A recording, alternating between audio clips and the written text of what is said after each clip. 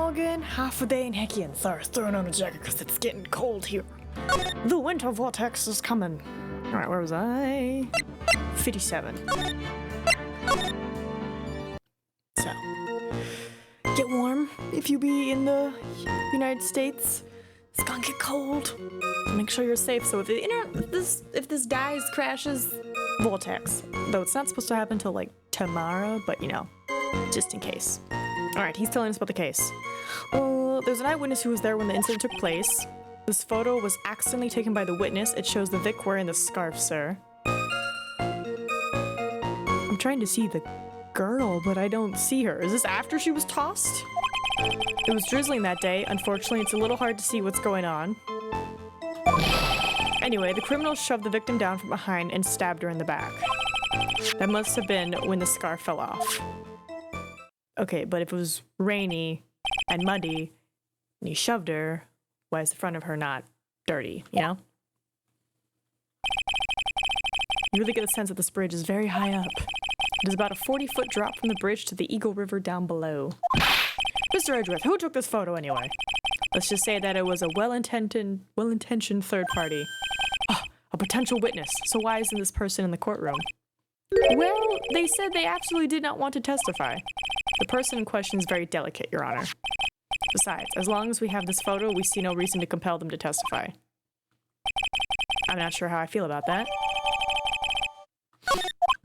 So, as you can see, Terry Falls had both the motive and the opportunity. I think it's quite clear at this point what happened on that bridge. The truth is becoming clear to me now. Huh? Yes, it's quite obvious. He's clearly guilty. Hello. Again. What is it? Me and the roomie finished It Takes Two. Not the ending I was expecting. Would have preferred a different ending, but I think that's just because I'm a child of divorce. I haven't even done my cross-examination yet. What do you mean? Hello, Eki and Ergo. How are you doing today? Events on Dusky Bridge. It's a witness who was there. Criminal shoved the victim down from behind and stabbed her in the back. Yeah, again, there's no blood. And there's nothing dirty about her uniform. Oh! Yay? Is that good? Addiction! So the time of the crime, there was a light drizzle coming down, correct? Yeah, and fog too, just a generally soggy atmosphere. I mean, it's happy, so I'm assuming yay. Well, I have evidence that doesn't go with the soggy atmosphere. But this is a photo of the victim's body that was found in the car trunk. Considering the conditions at the scene of the crime, something isn't right. Good, as long as it's good for you. Well, by all means, please enlighten us to what isn't right. What is it about this photo of the trunk that doesn't fit with the conditions that day? She looks dry, bro. Take that! Naturally, the answer is right here. The victim's coat? As far as I can see, there's nothing strange about it. That's exactly what's strange. Recall the testimony. What were the conditions on the bridge that day? It was drizzling and foggy. Dusky Bridge was all wet. If the victim really had fallen down on her stomach on top of the bridge, then the front of her coat would have been covered in mud. But no. Take that. That's exactly right. The other day I fell on a muddy street and my gorgeous playoff beard was befouled. Your what? Objection! I do admit that the crime scene was quite wet that day. However, that doesn't mean that the top of the bridge itself was muddy. If Your Honor had fallen in the shower instead of a muddy street, your glorious hockey beard, pride of the legal league, would be wet, but not muddy. Fortunately, I have yet to test that. Still, your point is well taken. Can you prove that the surface of the bridge was muddy that day? The surface of the bridge, huh? A real man wouldn't stand for a taunt like this. Neither would a real woman. Hair flip, dramatic, love it. Of course I can. Here's the evidence that proves the surface of the bridge was muddy. Yeah, isn't it the scarf? Take that! The evidence is this scarf. It should be obvious. If the scarf fell onto the bridge and got this way, it means that the bridge was obviously covered in mud. No, I can't be outwitted by this novice bimbo. Hey, same to you, buddy. Miss Faye's assertion makes perfect sense to me. I do admit there appears to be a contradiction between the condition of the victim's coat and her scarf. However, the real question is, why is there a contradiction? Huh? For every contradiction, there exists an explanation. Let's look at what the explanation in this case may be, shall we? Alright. It's not like he's really giving me a choice here. You're doing pretty well. Mr. Armando. No matter what he says, a contradiction always comes down to a lie. It's either the victim discovered in the trunk, the witness's photo showing the defendant and the victim, or the witness's testimony that stated she saw the moment of the murder. Just relax and think it over. It's pretty simple, isn't it? The false evidence, it's one of those three.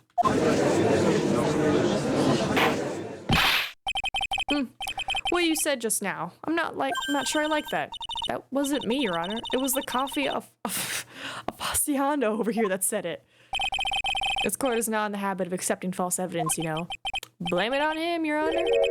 He's the one trying to slip up false evidence into court.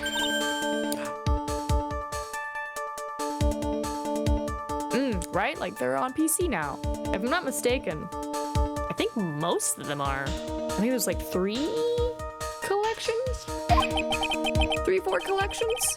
So if you ever really wanted to play them, you can. But we won't let him. We'll expose his evidence as the flimsy scam it really is. Yes. The false evidence in this case is I want to say it's the witness's testimony. Is the Professor Layton crossover? Makes sense. I mean, I only know him from the DS age, so it'd be interesting if he came over to PC. It's a no-brainer. Obviously, it's the witness that's suspicious. During his earlier testimony, the detective pointed out a crucial fact. The criminal shoved the victim down from behind and stabbed her in the back. Now, is that testimony exactly what the witness claims to have seen? Yeah, that's what the witness told us. That testimony is filled with holes. After all, the victim's coat isn't dirty at all. That's true. It's not just true, it's the truth. If there was a truly decisive witness in this case, I'm certain that boy wonder over there would have called them in the first place. Your Honor, the defense requests to cross-examine the eyewitness. The testimony presented so far is not only vague, but contradictory as well. Well, Mr. Edgeworth, it appears that we'll need to hear from your mystery witness after all. You should brace yourself for the brutal truth. Your Honor, the prosecution has no intention of hiding the witness from the court. We are prepared to present our witness at any time. Very well. Please bring forth your witness at this time. The Layton crossover is still stuck in 3DS. That being said, level 5, the peeps behind Layton have been moving to more multi-platform games. So, can't rule it out that it might ever come to PC. What Mr. Edgeworth said kind of worries me. Yeah, what does he mean by the brutal truth?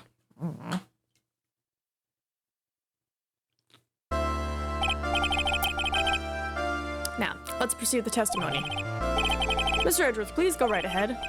Thank you, Your Honor. Prosecution summons the woman who saw the events that day with her very own eyes. This is it, Mia. The battle begins here. Witness, what is your name and occupation? Frickin' Dahlia. God damn, the butterflies every time. Everyone is so silent that I can hear their hearts going pitter-patter. Oh. When I look at you, how can I put it? You look as scrumptious as a double-double in a dozen donut holes. I feel like I want to hurry up and hand down a verdict just to have a bite. Okay, calm down. Hey, not so fast. As I said before, this witness is very sensitive and delicate. I would ask the court to please exercise care when addressing her. Yes, indeed. Thank you, Mr. Edgeworth. You are a true gentleman. Miss Faye, you could learn a lot from this man. If he's such a gentleman, he sure doesn't act like one to me. Sir? Yes, yes, Russell, not you. This is my first time, so I'm sure I'll make a lot of mistakes.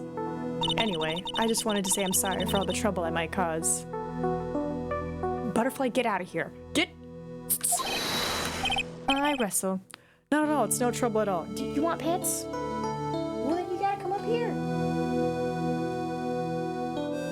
Oh, you silly man. Silly kitty cat man here. This is easy a one-hand game. I can pet you while I play.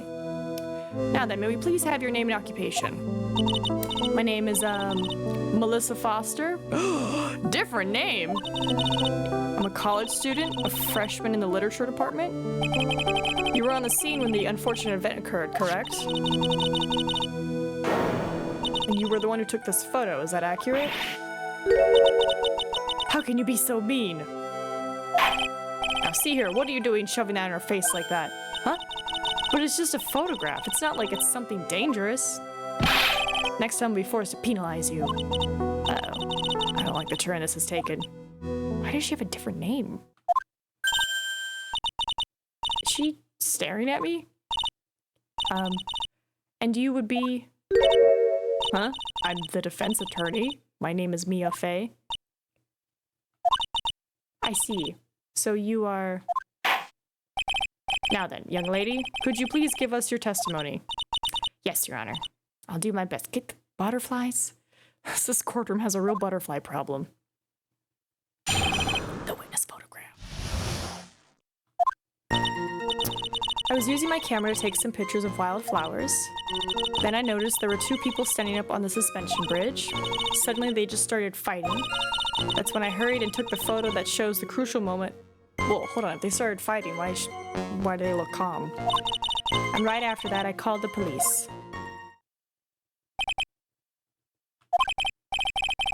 By the way, when you were where were you standing when the incident occurred? I believe the map would be of help here. I was standing right over here.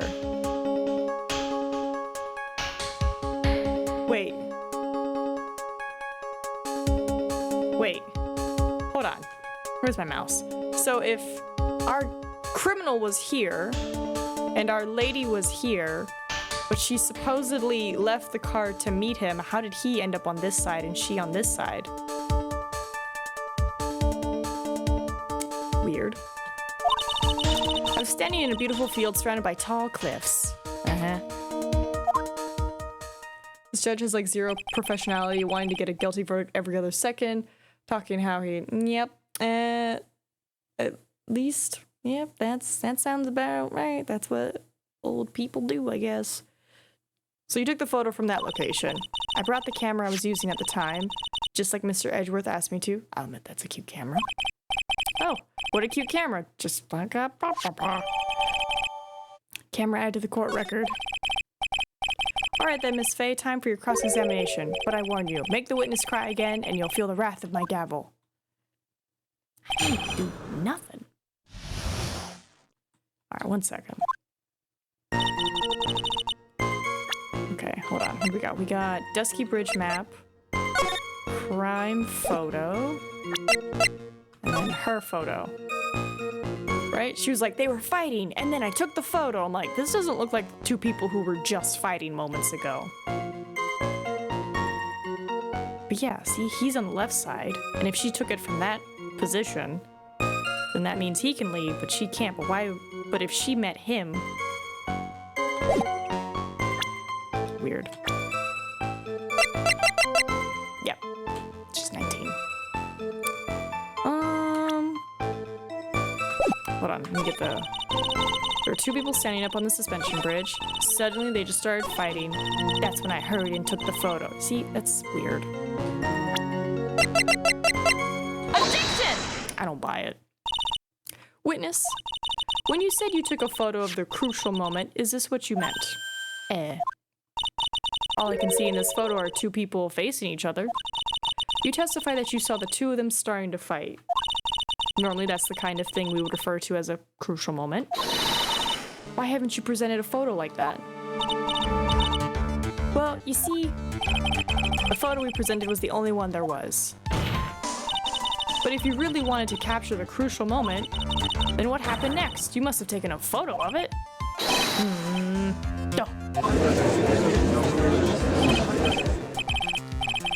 Apologies, young lady, but Miss Faye's assertion is not without a certain amount of merit.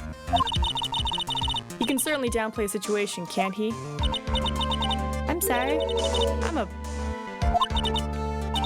I used it all up. The film, I mean. The film? It's digital. You ran out of film? This photo was the last one. What? It's a digital camera, no? Unfortunately, that is the truth. Just delete a photo and get another one.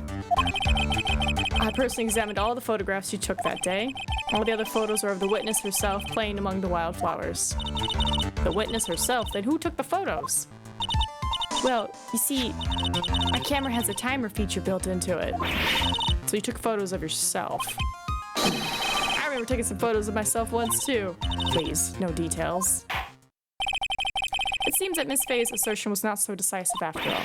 Wait, just a minute. Nice, nice. Well, if you had no film left, she couldn't very well take more pictures. Miss Foster, perhaps then you could tell us about a different sort of photo. Photos of the incident that you took with your very own eyes. Mr. Edgeworth, you're quite the poet. Very well then, let's get back to the cross-examination. Let's hear your thoughts on the fight that you witnessed. Yes, Mr. Judge. Boy, this guy is really a sucker for sweet talk. Ha! It looks like the other kitten in the room is the one that's getting all the attention. Yeah, it's sickening. I was using my camera to take some pictures of wildflowers. Then I noticed there were two people standing up on the suspension bridge. Suddenly they just started fighting. The victim turned around and tried to run away. How can she run away? Objection! Witness, your testimony is a joke. Huh? What? But I just... Miss Faye, I thought I warned you not to make the witness cry. We literally... One short testimony and two bad contradictions. There's no possible excuse. You say there were two contradictions? It's simple. Just take a look at that diagram of the area. According to her testimony, the two of them were in the middle of the bridge. But if they were, and the victim had turned around and tried to run, well then, she would have hit a dead end. You said 10 yards, but she couldn't have ran even 5. Because Dusky Bridge has collapsed on that side.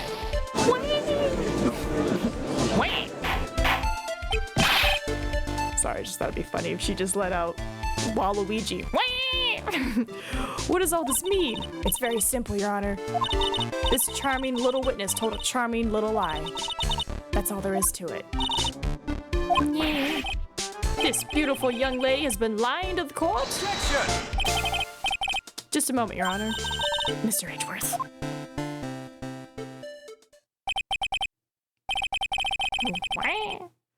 Your Honor, allow me to personally apologize for the confusion. What do you mean? There's one major mistake in this diagram. What did you say? What are you referring to? It's all because this diagram was made after the incident occurred. It's a very old bridge. We couldn't find any official blueprints of it. So you're saying... I'm saying that even though the bridge is currently in disrepair, there's no evidence that can prove that the bridge was broken during the incident. That's ridiculous. You can't actually tell the condition of the bridge from this photo. I apologize to the court for not being more clear when I presented the evidence. Oh God, Russell, hi. Ah, my baby. Yes. You wanna say hi? Hi. And you go back down. That guy is good. Huh? What do you mean? He planned it from the beginning. He's a genius, all right. That diagram of the bridge was his insurance policy. What? That coward. I'll be back here so I can pet the cat. Well, Miss Faye, it seems you're once again made a reckless accusation. I'm so sorry. I should have been more careful myself. Get out of here, Melissa. No, it wasn't your fault at all. Let me just go over so I can read. Now then, shall we go on with the trial? I'd like to establish once and for all what it was the witness actually saw. Indeed. All right, young lady. May I ask you to please proceed with your testimony? But it's so hard to go on. We're all on your side, Miss Foster. There's no need to worry. Just tell us what you saw. Yes, sir. So lay down, you silly Billy. He's just standing, like, diagonal on my lap. After he stabbed her in the back, he quickly picked her up in his arm. Then he carried her over to the car. I suppose that was the only way he could make sure the body stayed hidden. Oh, he's on a bridge! Toss the body! He couldn't just leave the body on top of the bridge. Toss it in the water. Oh, I'm so sorry. I'm only supposed to talk about what I saw. The fudge is she talking about? Bye, Russell. Winning such violence must have been difficult. Yes, sir. I'm still shaken up. Toss. Instantly, body, be gone. Evidence on body, be gone. If he accepts his testimony as it is, we're finished. Don't say that. Oh, well, maybe I'll stop off at my favorite cafe on the way home.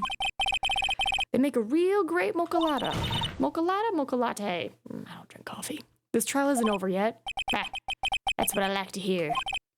Do you like to hear that the trial isn't over yet? All right, Miss Faye, your cross-examination, if you please. Contradiction is staring you right in the face, Mia. Go on the attack. Okay. Where's her only way to make it sure it's hidden? Because that's just... carried her over. That was the only way he could make sure the body stayed hidden. I don't believe that. Right, it's 40 feet. Yeah, toss the body. Objection! A killer not wanting his victim to be found, I can understand that. However, the idea of moving the body for that purpose is clearly odd. There was a much easier way to make sure the body wasn't found.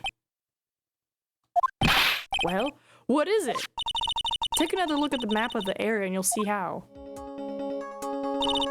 There's a river right below the bridge. Earlier, Mr. Edgeworth pointed out something interesting about the river. For those who are not aware, Eagle River is well known for its powerful current. Most bodies that fall are never recovered.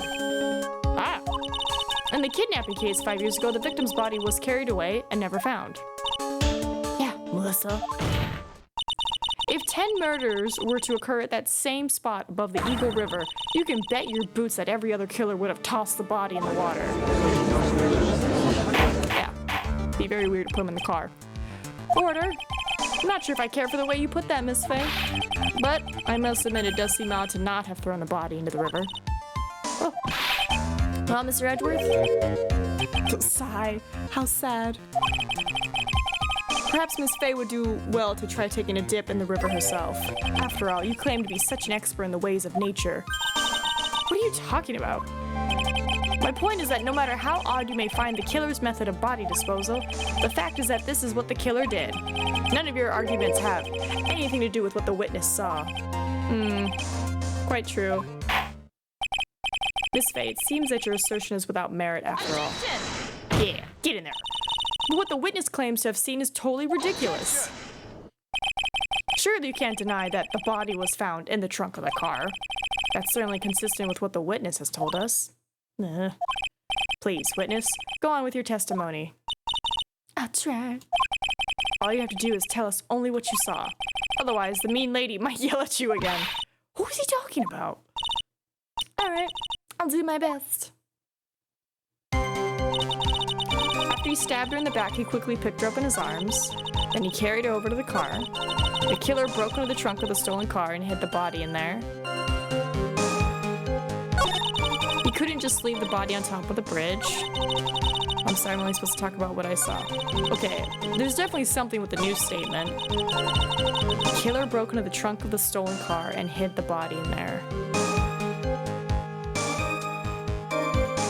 How did he break in? How do you know he broke in? I thought you could only see this. So how did you know he broke in? Objection! Well, Miss Foster, it looks like you've done it this time. Done what? Made a crucial mistake. Crucial mistake? Like what, Miss Faye? The killer broke into the trunk of the stolen car and hid the body in there. You're saying you saw that, right? With your very own eyes. Yes. And, oh my god, the map, too. Duh. Girl, if you are here, and this is a mountain, and he went here, how the fudge you see this? I was just more going like, oh, it's away, but that even proves my fact more. It's simple, Miss Foster. Take a look at the diagram. The place you claim to have taken the photo from that day is here. Do you see what I mean? Even if you tried to see the car, this outcropping of rock is directly in the way. Mm-hmm. That's right, Miss Foster. From where you were standing, you could not have possibly seen the killer's car. I admit that the diagram shows a large outcropping of rock. However, it isn't so tall that it would stop her from seeing the car. That's right. It's not high at all. I was able to see his car just fine. I'm so sorry, but that just doesn't wash. I believe it was the witness who presented this as evidence to the court, yes? This is the location the photo was taken from. Click. Your own photo tells the whole story. You can clearly see the left side of the bridge, but the outcropping that is being referred to is really more like a cliff. Wow. Your view should have been completely cut off by this cliff, but still you claim to have been able to see the killer's car? Or Order. Order in the court. What is the meaning of all this ballyhoo? Ballyhoo? Why? Because she's a criminal, probably. Or maybe she committed the murder. Your Honor, don't jump to any hasty conclusions. The fact that the escapee fled in a stolen car was reported on the news. After witnessing a murder, I'm sure you can appreciate that the witness was very upset. She must have heard about the stolen car and convinced herself that she saw it. But she was repeatedly warned before starting her testimony. She was told to testify only about what she saw with her own eyes. Mr. Judge, what is it? I think I must have remembered things wrong. Hey, wait a minute. You can't just say that. God damn it. Miss Faye, no one on the face of the planet is perfect. Yes, indeed. Quite true. You know what they say. To err is human, to forgive, divine. I'm inclined to give the benefit of the doubt to our witness here. What? That's not fair. It really isn't. I'd be like, excuse me? Save the tears for later, kid. Mr. Armando. Don't look back until the trial is over. Now is the time to go forward. But that wasn't fair. Okay.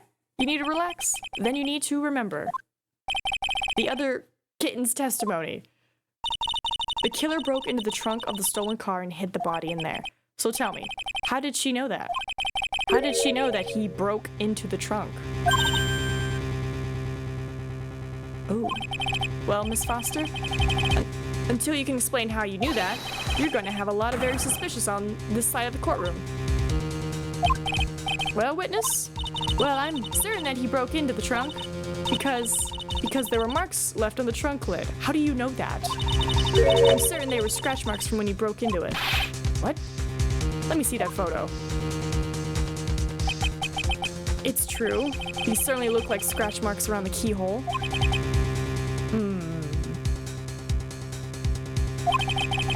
It's obvious that this trunk has been broken open. Well, Miss Faye, are you satisfied? This judge is on our side. I can't make any mistakes here. What she just said. Is there a contradiction in that somewhere? But how would she know? How would she know? Melissa Foster, it looks like you finally betrayed yourself. What? You said you were in a field taking photos of the wildflowers. But even so, you knew about the scratches. The question is when? When did you get a chance to see those scratches? Where are we going with this? Finally. I finally got her. I'm getting pretty tired of waiting over here. then perhaps it would be faster if Miss Fay explained herself. Your Honor, there's only one possible explanation. The reason the witness had seen the scratches was she happened to be passing by. She put the corpse in herself. She's the owner of the car?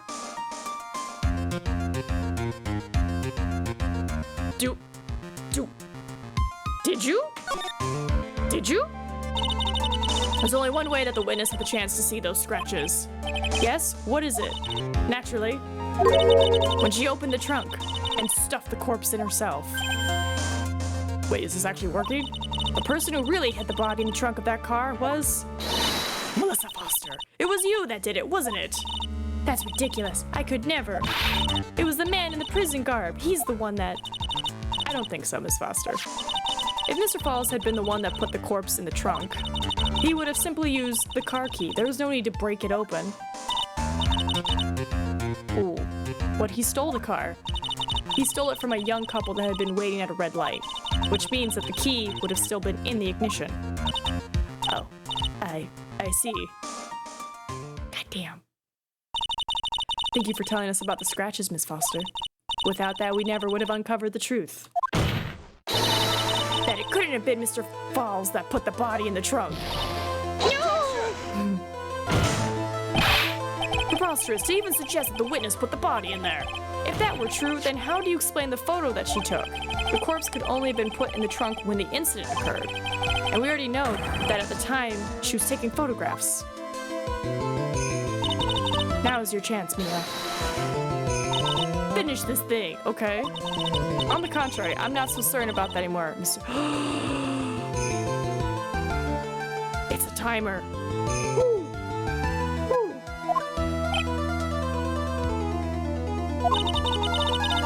There's no need to think too deeply about it. What I'm saying is the shutter for this may not have been pushed by Miss Foster herself. Take that! Because she has got a timer. Let's take another look at this camera and see what features it has, shall we? There's a timer built into it, even a mini tripod. Why, it's almost as if she had brought this camera just to take this picture. Objection! What are you trying to say then, Miss Fay? That when the crime occurred, Miss Foster wasn't in the field as she claimed? Well, if she really did use the camera's auto timer, then the answer is yes, she was somewhere else. Exactly, she was not in the field. Will the defense please explain further? Listen, this is a crucial point. Where was Miss Foster when the incident occurred? In answering that question, we'll also make clear Miss Foster's true identity. Well then, please answer this question. Where was Melissa Foster when the incident on the bridge occurred? Okay, so if she wasn't here, but it was on a timer.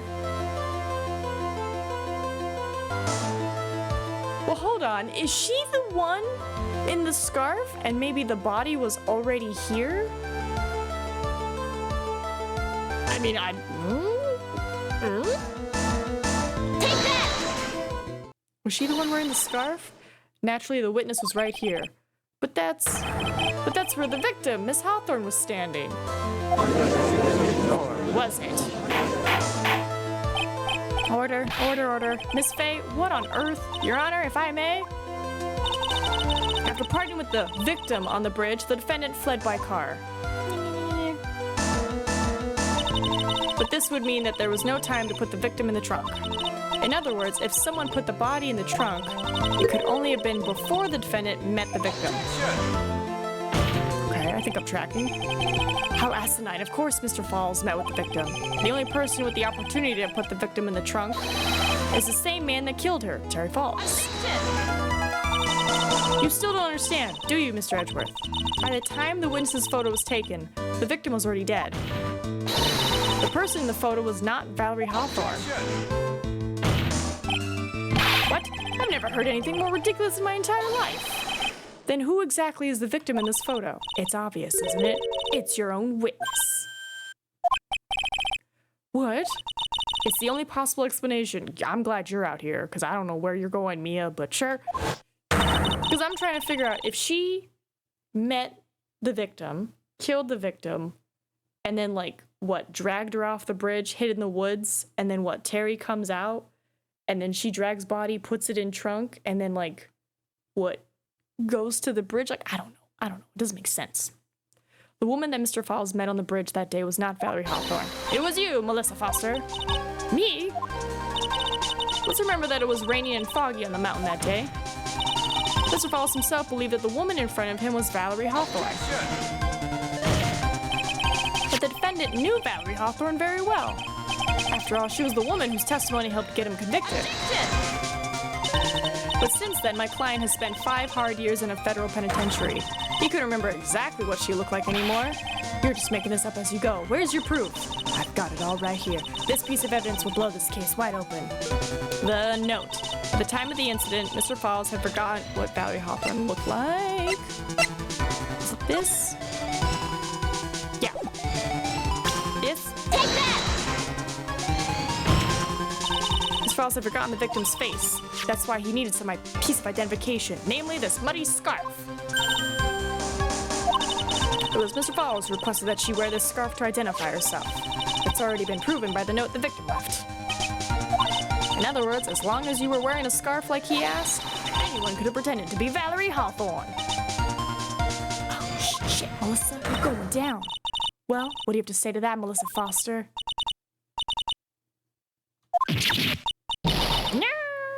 No, that sounded more like Toad. Oh my god, did she pass out? Oops. My bad. Where's Miss Foster? She's collecting herself in the lobby. Oh, I thought he was gonna say collecting herself on the floor. It's obvious that Melissa Foster did it. She hid the body in the trunk and disguised herself as the victim. She set up the camera to snap a fake photo of them together. The only question is, why did she do it? Well, isn't that obvious? She's the real culprit. Well, we'll have to wait for Miss Foster to compose herself before we start again. Until then, this court is in recess. The defense and the prosecution are both to wait in their respective lobbies. Yes, Your Honor. Understood. Oh, God, itchy. Very well, this court is in recess. Yay, we're in recess. To be continued. Good job, team. We're slowly exposing a murderer. So is that Dahlia? Or is that just somebody who looks exactly like Dahlia? Because she gave a totally different name. But then again, if she is a murderer, I could see her giving a fake name, right? To be like, what? Crimes? I don't know what you're talking about. But I feel like they would, like, check her ID to make sure she is who she says she is. Mr. Falls, I'm sorry. I want to say thanks. You're real good. You really hooked me up. Thanks? We're almost there once I prove that she committed the crime. Yeah, but there's one more big obstacle we've got to get past. Obstacle? Yeah, motive. Why would Melissa Foster kill that policewoman anyway? Motive, huh? That is a good question. Anyway, we're still badly in need of information. Information. Right. What we need the most is info about this Melissa Foster herself. All we know is that she's a student studying literature. And one more thing. What is it? Well, the incident that happened 5 years ago, of course. Maybe she's related to it somehow? The kidnapping murder case that Zebra Boy is on death row for. I didn't do none. I didn't kill nobody. I never lie. Mr. Falls, in that case, tell us more about it. About what happened 5 years ago? Okay, I trust you. Those are serious eyes. That day, 5 years ago, I dream of it every day. Serious. This picture reminds me everything. Bridge looks same, just like then, 5 years ago. Looks same, you say? Like it could fall apart any minute. Okay. So it's been broken like that for at least 5 years. Ah, sorry buddy, but you sound like the one that could fall apart any minute. Ooh. It's true, I did kidnap her. 5 years ago, I kidnapped my girlfriend, Dahlia Hawthorne.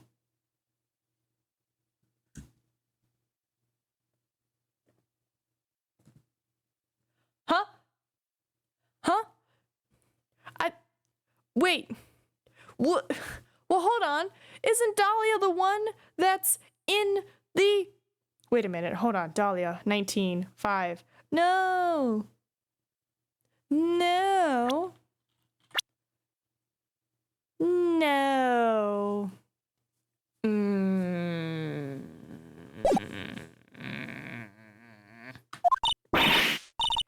Your girlfriend, huh? Hey, hold on there. Did you say Hawthorne? The victim's last name. Dahlia Hawthorne, Valerie's little sister. What? Are you serious? The girl. Let her go. So did Dahlia live? Because her look-alike is in courtroom under a different name.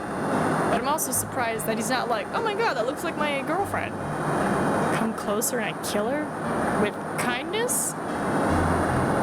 Sorry, but you're not going to get that chance. Kapew!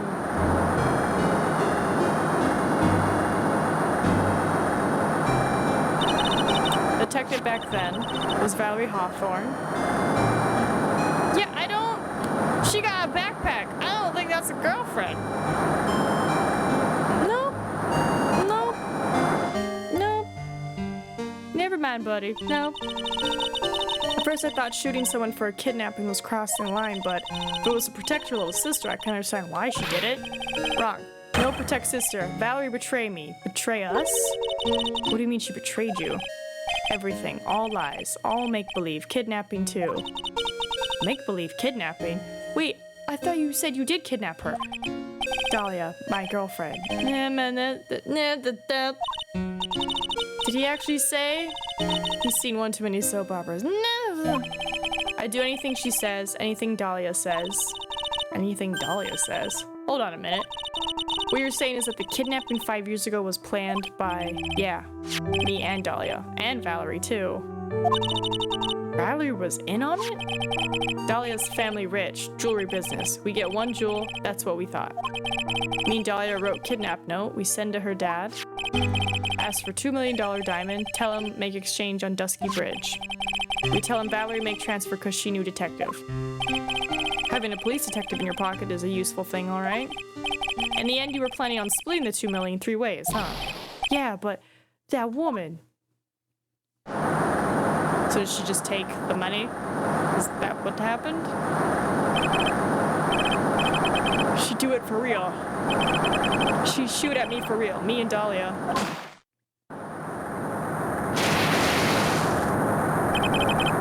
I was shot in arm, Dahlia, she'd jump in river. Just a little badass.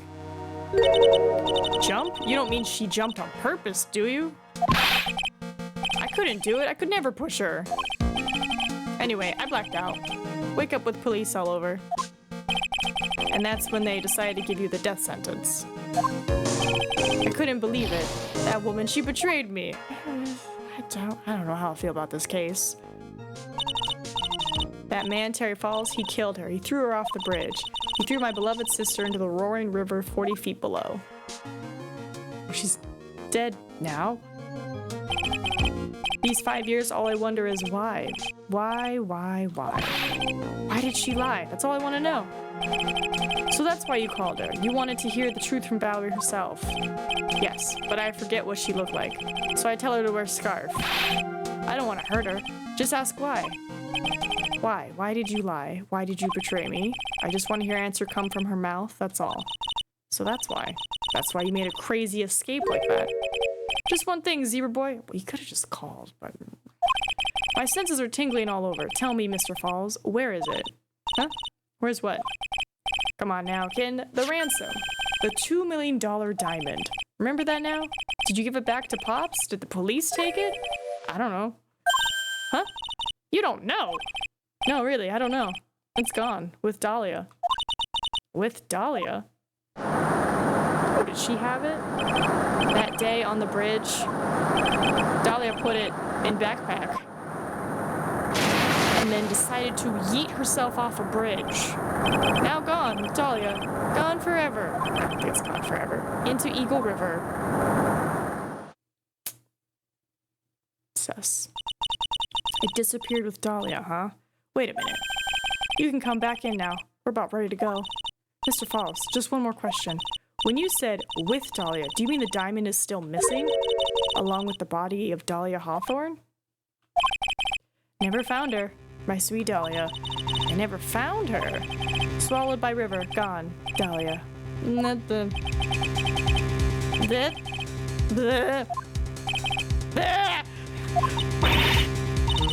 Guess you're robbing cradles before diamonds.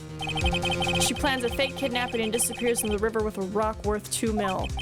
Man, oh man. Angels these days. Falls takes the fall and gets a one-way ticket to death row.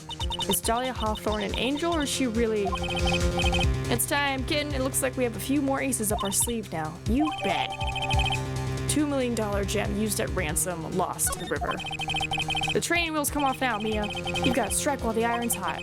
That's one of my rules. Remember it. So this case is developing into something a little, I don't know, icky?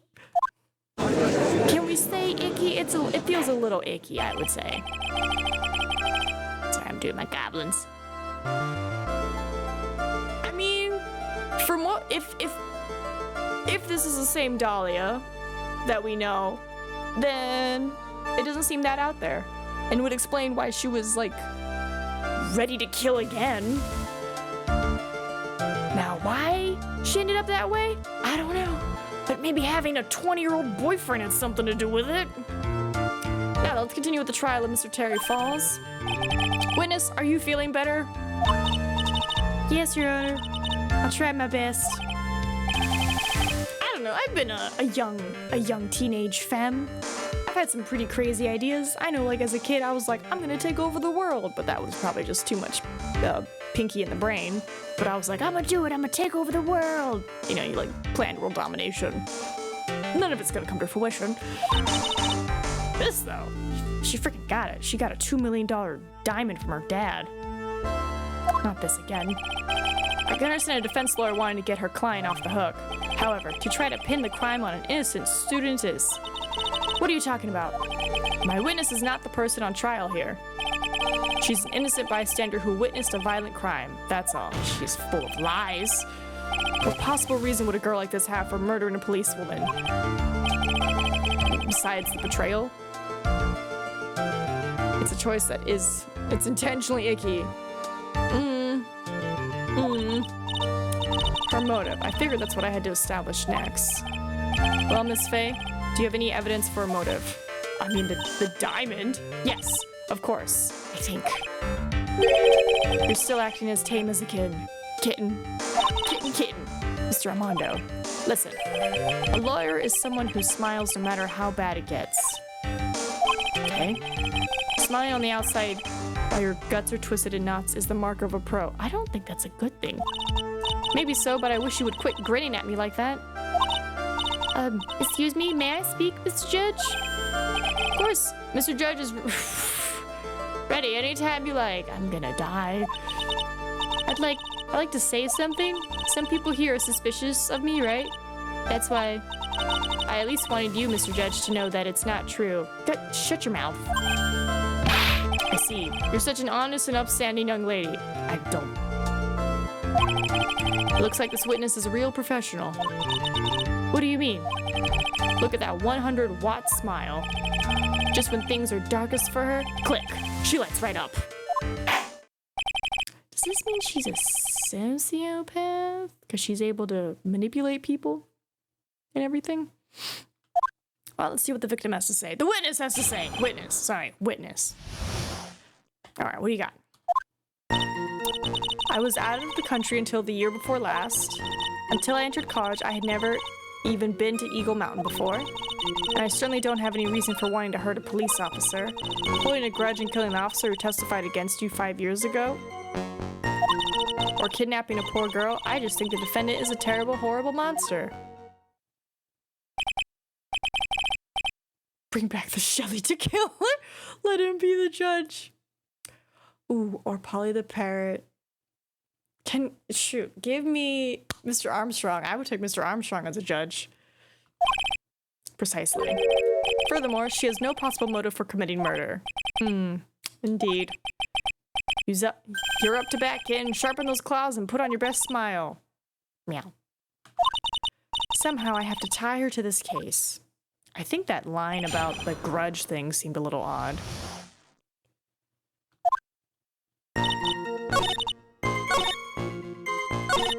Also, I'm gonna save just in case. Right, this seems odd. Because it seems like she's saying it. A grudge. Well, the policewoman's testimony was crucial, wasn't it? Crucial in getting the defendant sentenced to death? Yes, and that's precisely why he harbors such deep anger against her. As much as I love Armstrong, I'd feel like he'd be too easily swayed by Edgeworth due to... Nah. I think our boy Armstrong would be immune to at least Melissa's charms. You know, she'd be like, Judge, and he'd be like, what do you want? He's like, there can only be one pretty girl in court, and it is me. Objection! My client has always maintained that he's innocent on those charges. He seems rather forgetful, your client, I mean. Not only did he forget about what he did, but he forgot the poor policewoman as well. What do you mean by that? Your client, he forgot what the detective looked like, right? It's too bad for her that he didn't forget about her testimony as well. Well, she's right about that. Mr. Falls is kind of forgetful. Yeah, press harder. You said he forgot what the detective looked like. What did you mean by that? Well, they couldn't tell who she was without some kind of identification, right? Quite right. That's why the victim was wearing a scarf as identification. Why, if I had been wearing a white scarf that day, will you shush? Then he probably would have tried to kill me. What is the angle she's trying to go here? That's true. He's clearly a bitter man. This is bad. Mr. Fall's reputation just keeps getting worse and worse. Sometimes it's best not to poke too deep. What should I do with that last testimony? I'd say have it added. It's weird. Your Honor, what the witness said just now was tremendously important. I'd like it added to the official testimony. The prosecution has no objection. After all, the defendant is a killer and a mentally unbalanced one at that. That testimony only helps to further prove that point. I think I can use that to my advantage. No, that's not why. Enough. Witness, if you would. God, butterflies. My pleasure, Mr. Judge. I guess I'm lucky I wasn't wearing a white scarf. Well, you mean this blue scarf? Objection! Is that what you mean? Witness, I want you to look at this photo you took. Because that's white, right? It's hard to see in the photo, but look at the scarf the victim wore as identification. You're talking about this scarf right here, eh? Yes, that's it. The scarf the policewoman was wearing. How do you know? I've got her now. Just don't mess up. But that's strange. In your testimony, you stated the following. I guess I'm lucky I wasn't wearing a white scarf. It's not a white scarf. It's not a white scarf. This is the scarf you identified as belonging to the victim. But it certainly doesn't look white to me. Objection! Well, it was foggy that day, and it was raining as well. It's not surprising that she mistook it for white. Sorry, but not this time. The witness just confirmed that this was the victim's scarf. Yes, but what's the significance? It's true that the scarf doesn't look white, but there's only one explanation for this mix-up. The reason why the witness thought the scarf was white is...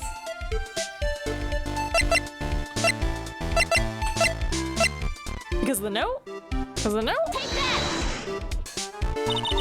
Witness. Have you ever seen this note? Note? No, never. It's top secret evidence. There's no reason that you would have. Hair flip. I wonder about that. What do you mean? This note shows Mr. Fall's instructions to the victim regarding their meeting. It says, wear white scarf for identification. White scarf? Do you not remember this? Friggin' Miles? Witness, you knew what this note said, and it's because you knew that you slipped up and mistakenly said white scarf. Are you gonna know again? Well, Miss Foster?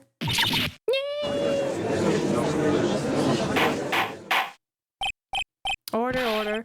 Mr. Edgeworth, I'm waiting for an explanation.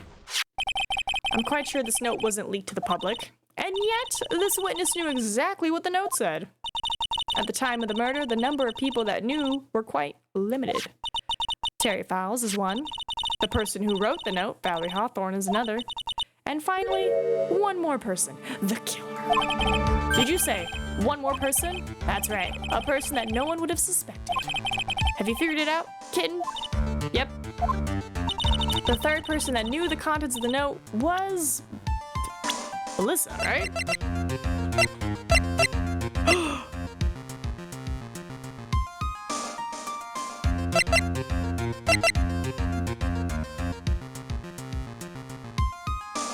Dahlia? Take that! And that person is Dahlia Hawthorne. Dahlia Hawthorne? I've never heard that name before.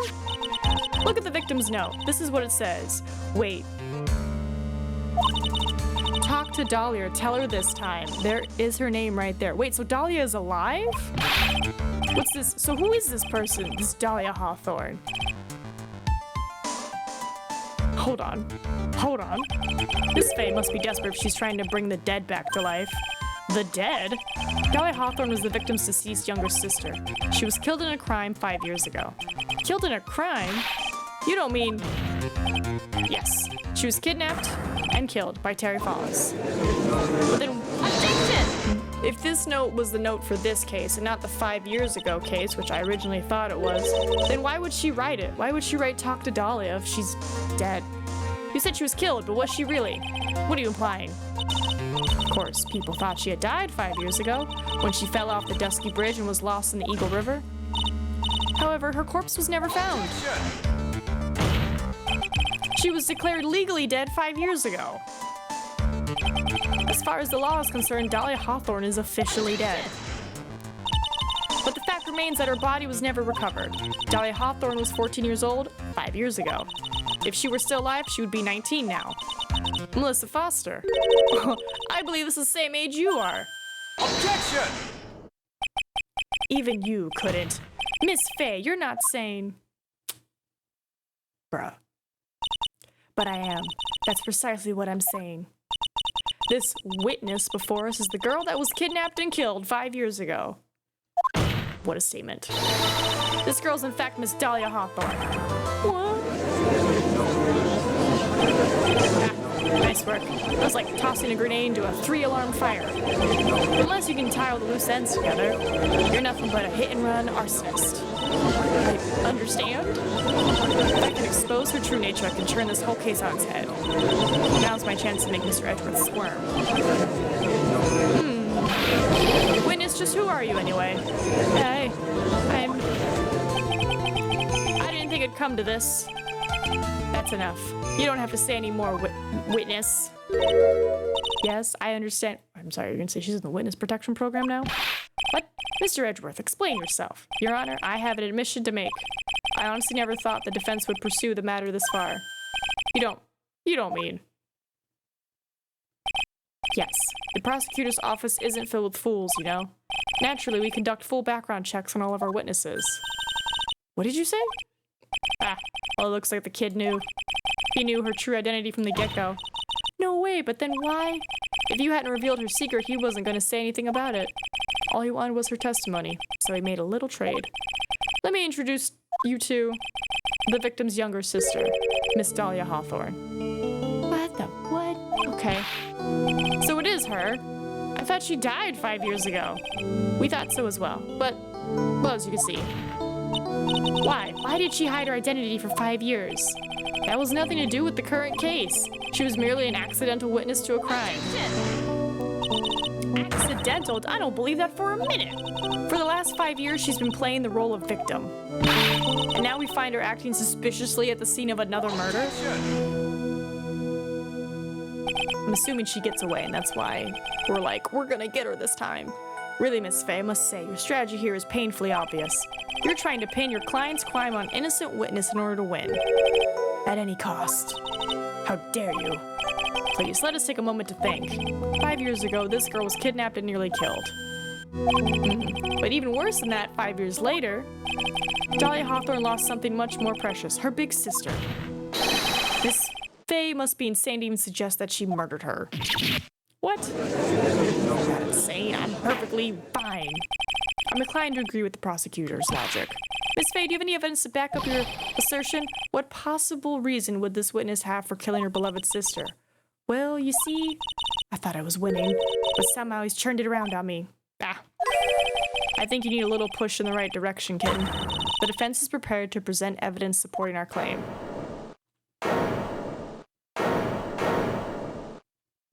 Okay. That wasn't me. It was this guy, this crazy coffee addict. I think we've heard enough empty threats from you, old man. What makes you think they're empty, boy? Because your protege looks like she's sweating bullets. I am sweating bullets. You think you're in a tough spot, huh? Of course, aren't I? Aren't I? No, you've just arrived at the moment of truth, that's all. Whether you win or lose, that's up to you. Up to me? The rashness of youth, how charming. This coming from someone younger than me? Now then, let's not waste any more time. Miss Faye, what motive would this witness have for murdering her own sister, Valerie?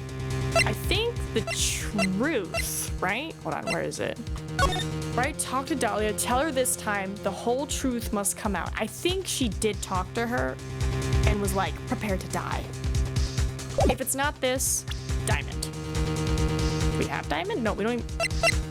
Yeah, if it's not this, diamond. Take that! The story starts after Terry Falls escaped. He called Valerie and told her he wanted to meet. This is the note she left. It says, talk to Dahlia, tell her this time the whole truth must come out. Valerie Hawthorne gave Dahlia a warning. She told her she was going to reveal to the world the whole truth. The whole truth? There was a dangerously important secret between Valerie and Dahlia. That's the reason Dahlia felt she had to kill Valerie, to keep her mouth shut permanently. A terrific story, Miss Faye. If you like fiction, that is. Enlighten the court, Miss Faye. What was the secret that was so important? Where's your evidence? Dahlia and Valerie Hawthorne and Terry Falls. There's only one important secret that connects them all. Oh yes, I know the secret. The diamond. Your Honor, the defense would like to request further testimony. What testimony? Regarding the kidnapping 5 years ago. We believe it will explain a lot of things, such as the nature of the important secret between the Hawthorne sisters. Very well. I'll grant your request for further testimony. I know it'll be painful for you, but can you enlighten us once more? My little maple leaf? Oh my god. Yes, I'll try, Mr. Judge. Putting on the old charm one more time, Dahlia. But this will be the last time you hide behind your womanly wiles. 5 years ago. Okay. 5 years ago, I was kidnapped by Mr. Falls. The ransom price was a raw diamond. My sister Valerie brought it to the bridge. After she made the exchange, she shot Mr. Falls in the arm. That's when Mr. Falls tried to kill me by shoving me off the bridge from behind. I survived, but I was afraid I might be kidnapped again for my family's money, so I decided to change my identity and start a new life. That kidnapping left her emotionally scarred. With her sister's help, she left the Hawthorne family and started all over again. And we're to believe after all that she murdered her sister? Preposterous. Thank you, Mr. Edgeworth. Miss Faye? Yes, Your Honor. As you've heard, the witness is still traumatized from the kidnapping. I'll ask you again to be extremely gentle in your cross-examination. Mr. Edgeworth got the jump on me again. If we're not allowed to fight, then let's twist some arms. Listen up. We've still got that info, that ace up our sleeve. What info? Come on. Don't say you've forgotten already. The fact that the kidnapping 5 years ago was staged. That's right, it was a fake kidnapping. Terry Falls told us that in the lobby. I do anything she says, anything Dahlia says. What you're saying is that the kidnapping 5 years ago? Yeah, it was planned by him. I still have some goldfish.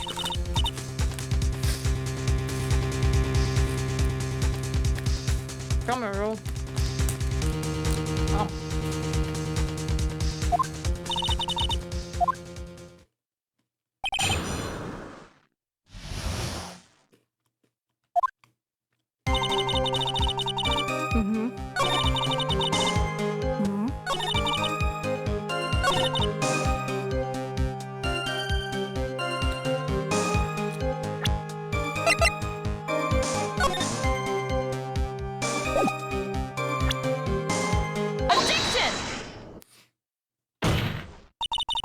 You say that Mr. Falls pushed you into the Eagle River. However, that's hard to believe. But it's true. I felt a push on my back. I'm certain of it. It was Mr. Falls. I'm sorry, I guess I wasn't clear enough. I shouldn't have said, that's hard to believe. I should have said, that's impossible. Impossible? I asked that the court recall the condition of Dusky Bridge, now and 5 years ago. That bridge hasn't changed one bit in these last 5 years. If someone had pushed you from behind, as you have claimed, instead of being carried away by the river, yeah, you would have been smashed by the bedrock below, and with certain death. Do you understand now, Dahlia Hawthorne? The very notion that my client pushed you from behind is impossible.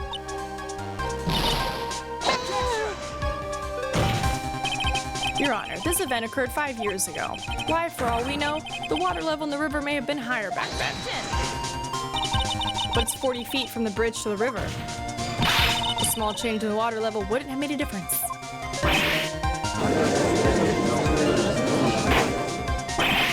You're right, if the events occurred just as the witnesses testified, then the defendant couldn't have pushed the witness into the river. Young lady, what is the meaning of this? You see, Just a moment, Your Honor. Oh. It's true that the witness testified that the defendant pushed her into the river. However, she never stated that she fell from the back end of the bridge. What do you mean? After being shot in the arm, it's plausible that Mr. Falls panicked. Therefore, he could have unwittingly pushed her off the side of the bridge. If that's true, she would have fallen into the river. Well, Miss Hawthorne, is Mr. Edgeworth's explanation correct? Now that you mention it, I do remember now when I fell off the bridge. My skirt got caught on one of the bridge side wires. You can't be serious. Order in the court. Dang it, it seems Miss Faye's assault has finally reached its conclusion. Not now, Mia. There's no time to retreat. But fortunately for you, this is just the start of Miss Faye's assault. What? I believe your reasoning went something like this, Mr. Edgeworth. After being shot in the arm, it's plausible that Mr. Falls panicked. Therefore, he could have unwittingly pushed her off the side of the bridge. However, once again, I'm forced to say, that's impossible. Ridiculous. What's so impossible about it? If I'm not, because your flawed logic contradicts the court record, right? Because, isn't it high? Yeah, look how high that is. You can't just push someone, you gotta pick them up and toss them. Take that! Your Honor, all the answers are right here in this photo. Take a look at the wires supporting both sides of the bridge. They extend up to about 5 feet off the ground. It would be impossible to push someone off from there. But let's remember the size and strength of the defendant.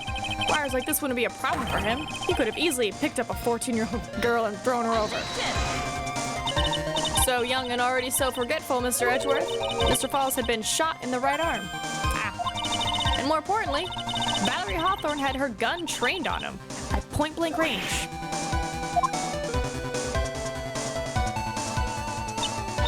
So, Mr. Falls throwing the witness off the bridge? That is clearly impossible.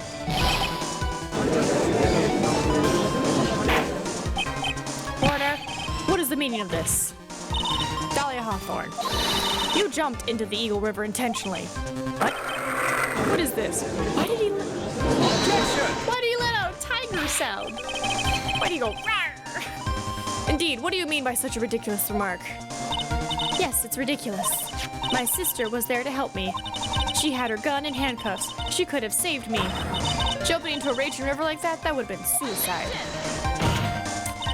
Perhaps, but still, that's exactly what you did. You were probably confident that you could handle the swift current. But even more so, the witness had a much more compelling reason for jumping in the river. Oh, then what was it? What was so important that she went to jump into the river? The witness is still alive. This fact alone explains everything. This is why she risked her life by jumping into the rapids of the Eagle River. I think you mean... Comprehend? 5 years ago, as I fixed my heart monitor, something else disappeared along with Dahlia that day. The item that Valerie brought up the mountain with her. The $2 million diamond. Yeah, girl. No, it can't be. Yes, Dahlia had it all planned from the beginning. The $2 million. She was gonna keep it all for herself. I don't know who you would have sold it to. She forced Mr. Falls to help her fake the kidnapping. Bang. At the last minute, she betrayed him and threw herself into the river. With the ransom tucked away safely in her backpack. Why, that's simply ridiculous. Notice she's looking away? Notice she's looking away. Objection! Your Honor, 5 years ago, the witness was only 14. Do you really think a 14-year-old is capable of such a demonic plan? Yes. This woman is a demon. And there was one more person who helped make a demon out of her. Her sister, Valerie Hawthorne. You mean the victim was involved in the kidnapping plot as well? Objection! But she was a detective then. You're saying she participated in her sister's kidnapping. Precisely. I'm sure that it weighed heavily on her conscience for the past 5 years. This is the sole reason behind the victim's murder. What do you mean by that? On the day of the murder, after receiving the phone call from Mr. Falls, Valerie called her sister Dahlia, and then she told her what she was planning to do. Planning to do? She was gonna tell the whole truth, as she wrote in her note. That is what sealed Valerie Hawthorne's fate. That is when you hatched your demonic plan to kill 2 birds with 1 stone. A plan that would ensure neither of your accomplices to the kidnapping would talk. And that is why you killed your sister, Valerie Hawthorne. She's looking away. Hee hee. Who is that, laughing at a time like this? Forgive me, it's just hilarious. Witness? Is that you? You amuse me, woman. Miss Mia Fey. You can certainly weave an exciting tale. Naturally, you have the evidence to back it up, don't you? Evidence? Evidence that I planned the kidnapping, of course. That at 14, I plotted it with Mr. Falls and my sister. Well, And one more thing. What happened to the $2 million diamond? If you can't provide evidence to at least show that. Well, Miss Fey, I don't know. What a joke. You, Miss Fey. Are you stupid or something? How can I prove a fake kidnapping that happened 5 years ago? I don't even have decisive proof of Valerie Hawthorne's murder. Well, it seems that we've come to the end. To be honest, the witness behavior does raise certain suspicions. However, I am forced to reject the assertions made by the defense. Assertions? Assertions. Of course you are. Is this it? Is it really over? That girl's made a fool of me and there's nothing I can do about it. Without evidence the trial is over? Who decided that? Mr. Armando. Come on now. Haven't you figured out that you can make your own rules? For example, even if there's no evidence, there's still testimony. Testimony? On the day in question, Dahlia Hawthorne murdered her sister Valerie Hawthorne. She hid her body in the trunk of Mr. Falls' stolen car and then went to meet with him. Disguised as her sister, Valerie Hawthorne. That's what you think, right? Yes, that's right. In that case, there's only one answer, right? There's only one person left who can testify about Valerie Hawthorne's murder. Since there's no proof, there's only one thing left to do. Who is the one person who can testify to that demon woman's crimes? It's, what's his name? This guy. Take that! Your Honor, the defense wishes to call a new witness. A new witness? Yes. We would like to hear the testimony of Terry Falls. The defendant? There's only one person that can shed any further light on the situation. Only one person that knows what Dahlia's role in the kidnapping was. Only one person that can say whether the person in the photo is Valerie Hawthorne, or whether it was in fact her younger sister Dahlia, disguised as her. There's only one person who can solve this riddle once and for all, and that person is Terry Falls. How are we doing on time? We're doing good. Well, Mr. Edgeworth, what is your take on this? Why not? The prosecution has no objection. Very well. Bailiff, bring the defendant to the witness stand. This is my last chance, Mr. Falls. My last chance to establish Dahlia's guilt. You're all I have left. Come on, buddy. Defendant, you've heard everything that's been said up to this point. Yes. I don't believe it. No way. Dahlia died 5 years ago. Valerie betrayed me. Mr. Falls, I don't know what she said to you 5 years ago, but one thing is clear. Dahlia is very much alive. You were used for $2 million. That's not true? Mr. Falls, there's only one question I want the answer to. 2 days ago on Dusky Bridge, who did you meet? Was it Valerie Hawthorne or was it Dahlia Hawthorne? Dahlia, did you betray me? 5 years ago, she promised. She promised never ever betray each other. Terry. Dahlia. It's true. You are alive. You don't trust me anymore? That makes me sad. Tell the truth, the real truth. I believed in you.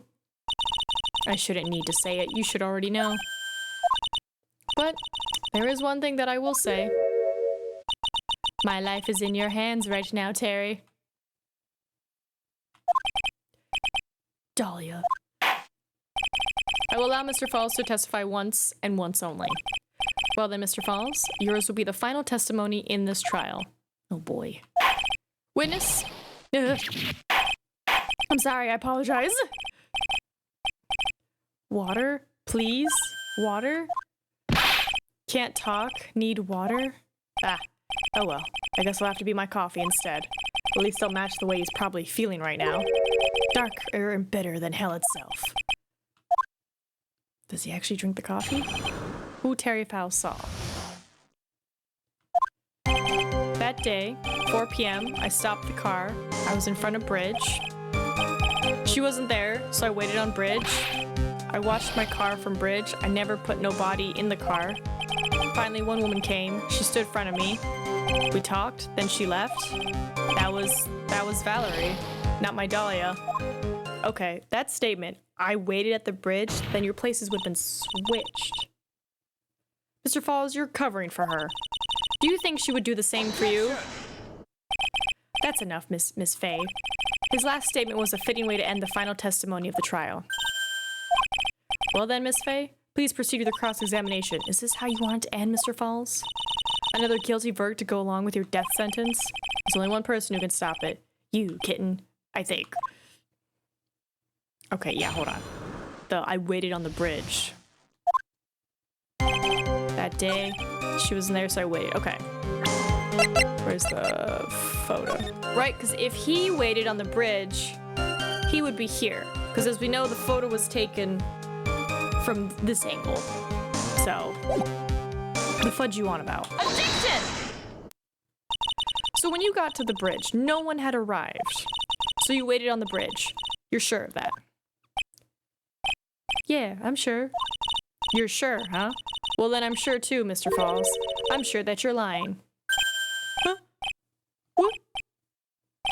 What? What? Oh, he's out of his handcuffs. Oh, I would love to hear your rationale on this, Miss Faye. You want to know who arrived at the bridge first?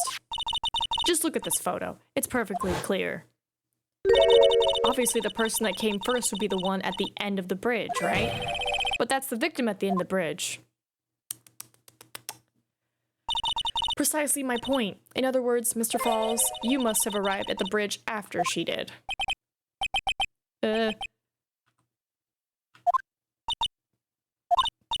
Mr. Falls, please don't get so worked up. We just want the truth.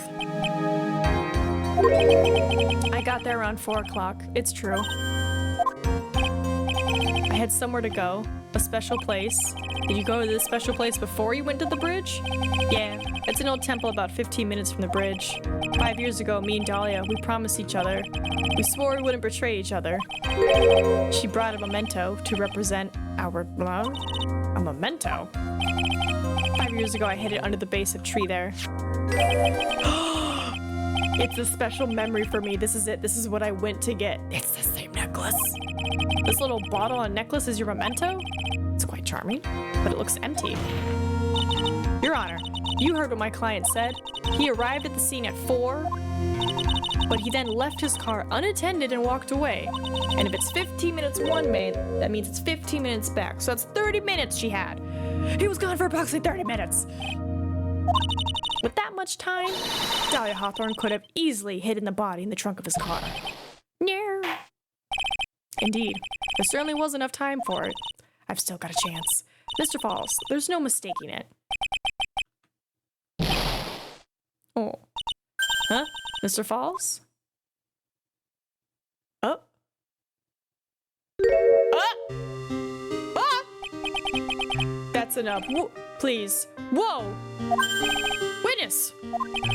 I promised her 5 years ago, if it ever happens, that we can't trust each other no more, then...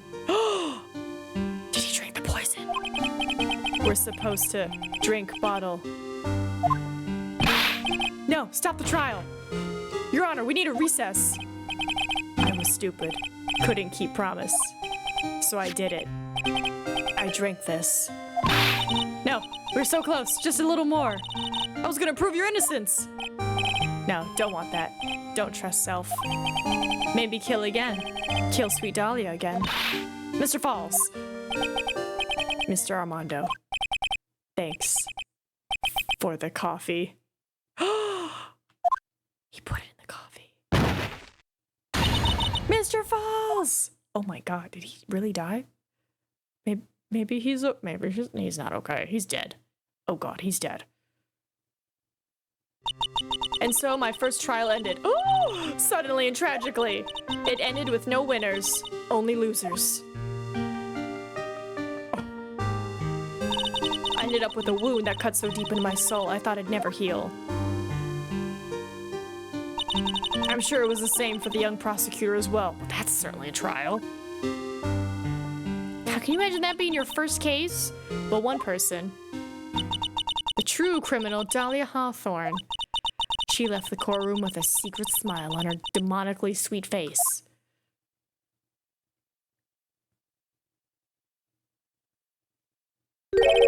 Unforgivable, that witch. Mr. Armando, you were so close to the truth. It was right there in front of us. You were just a little too soft, kitten. It's my fault. It's all my fault that Mr. Falls killed himself. Don't cry, kid. You're gonna make my coffee all salty. I knew it. I knew I wasn't cut out for this. Oh, putting on the charm, Mia. Don't you get it? You can't cry yet. Oh! Oh! The only time a lawyer can cry is when it's all over. Your hand's bleeding. Mr. Armando, that's gonna get infected. You need to clean that. What? What? No matter how tough the case, no matter how bitter the memories, they always fade over time. Then you file them away and eventually forget them. I got my nose. Wait, so is that the end? 1 year later, in this very same courthouse, I, myself, got wrapped up in that case. Murder? Me? But I have a pink sweater. Only after that did Dahlia Hawthorne get put on trial for her crimes. God, so many crimes. The verdict that was ultimately handed down to her was guilty. Guilty, of course. Naturally, when the verdict was read, she had a perfect angelic smile on her face. She's like, I'm about to make everybody in that jail my bee. It was finally all over. At least, that's what I thought at the time. Unfortunately, I couldn't have been more wrong. It's been 5 years, but now something has happened that's made me remember all this. What? Is she back? Episode 4, Turnabout Beginnings, the end. Episode 5! What do we got here? Oh, is that... Okay, that's the ancestor statue, and then there's somebody here.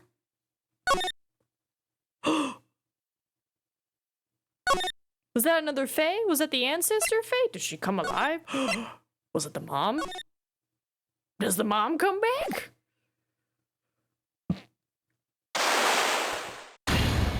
Oh, okay, there's the statue we saw. But the sword is different. Chichichitsu, the treasured Kurain village heirloom, whose name means 7-branch sword. I'm guessing there's because we saw a body underneath it. Oh, it's chipped! It is said that this sacred sword represents life itself.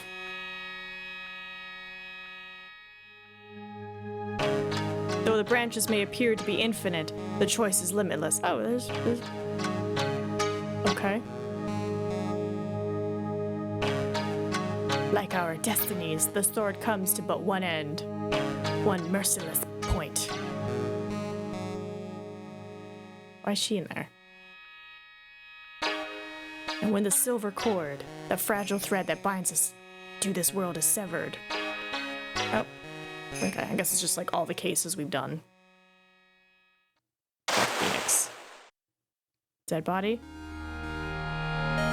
Oh! What we got here? The illusion is revealed, and the implacability of fate is finally laid bare. Implacability? Implausibility? I don't know what I'm saying. February 6th, 9:48 a.m. Hey, Nick. Now you will be with us forever. Oh, hello. Oh, you have cosmic vibes. Hello, Hakim. Thank you for the follow. Yeah, what is it? You know how I've got spiritual powers, unlike you? Don't rub it in, Maya. Sure, you are a spiritual medium after all. But just like you, if I don't keep my powers sharp, they get dull, right? I guess so, yeah. Glad you agree. Okay, Pearly, you're up. Pearls? So, that's why we need to go on a special spiritual hotspot tour, Mr. Nick. Hold on, what's her name? I'm lost. What's this magazine you're shoving in my face? It's the New Year's issue of Oh Colds! Winter Spiritual Occasion Special. Oh, Pearls looks so happy. Maximize your spiritual powers with just one night of intensive training. Oh, sounds too good to be true. I'll say. Sounds more like a scam to me. It's at a spiritual retreat called Hazakura Temple. It's way up in the mountains, and I bet it's nice and cold, just perfect for training. Now, I definitely don't want to go. You know, I think I've heard of this temple before. It's a famous channeling dojo. It's hard for even real spirit mediums like us to make reservations up there. Reservations? For a temple? Are you serious? Don't worry, I've already made special reservations just for us. Yeah. And I signed up for the special course. That's nice. The timing couldn't be better.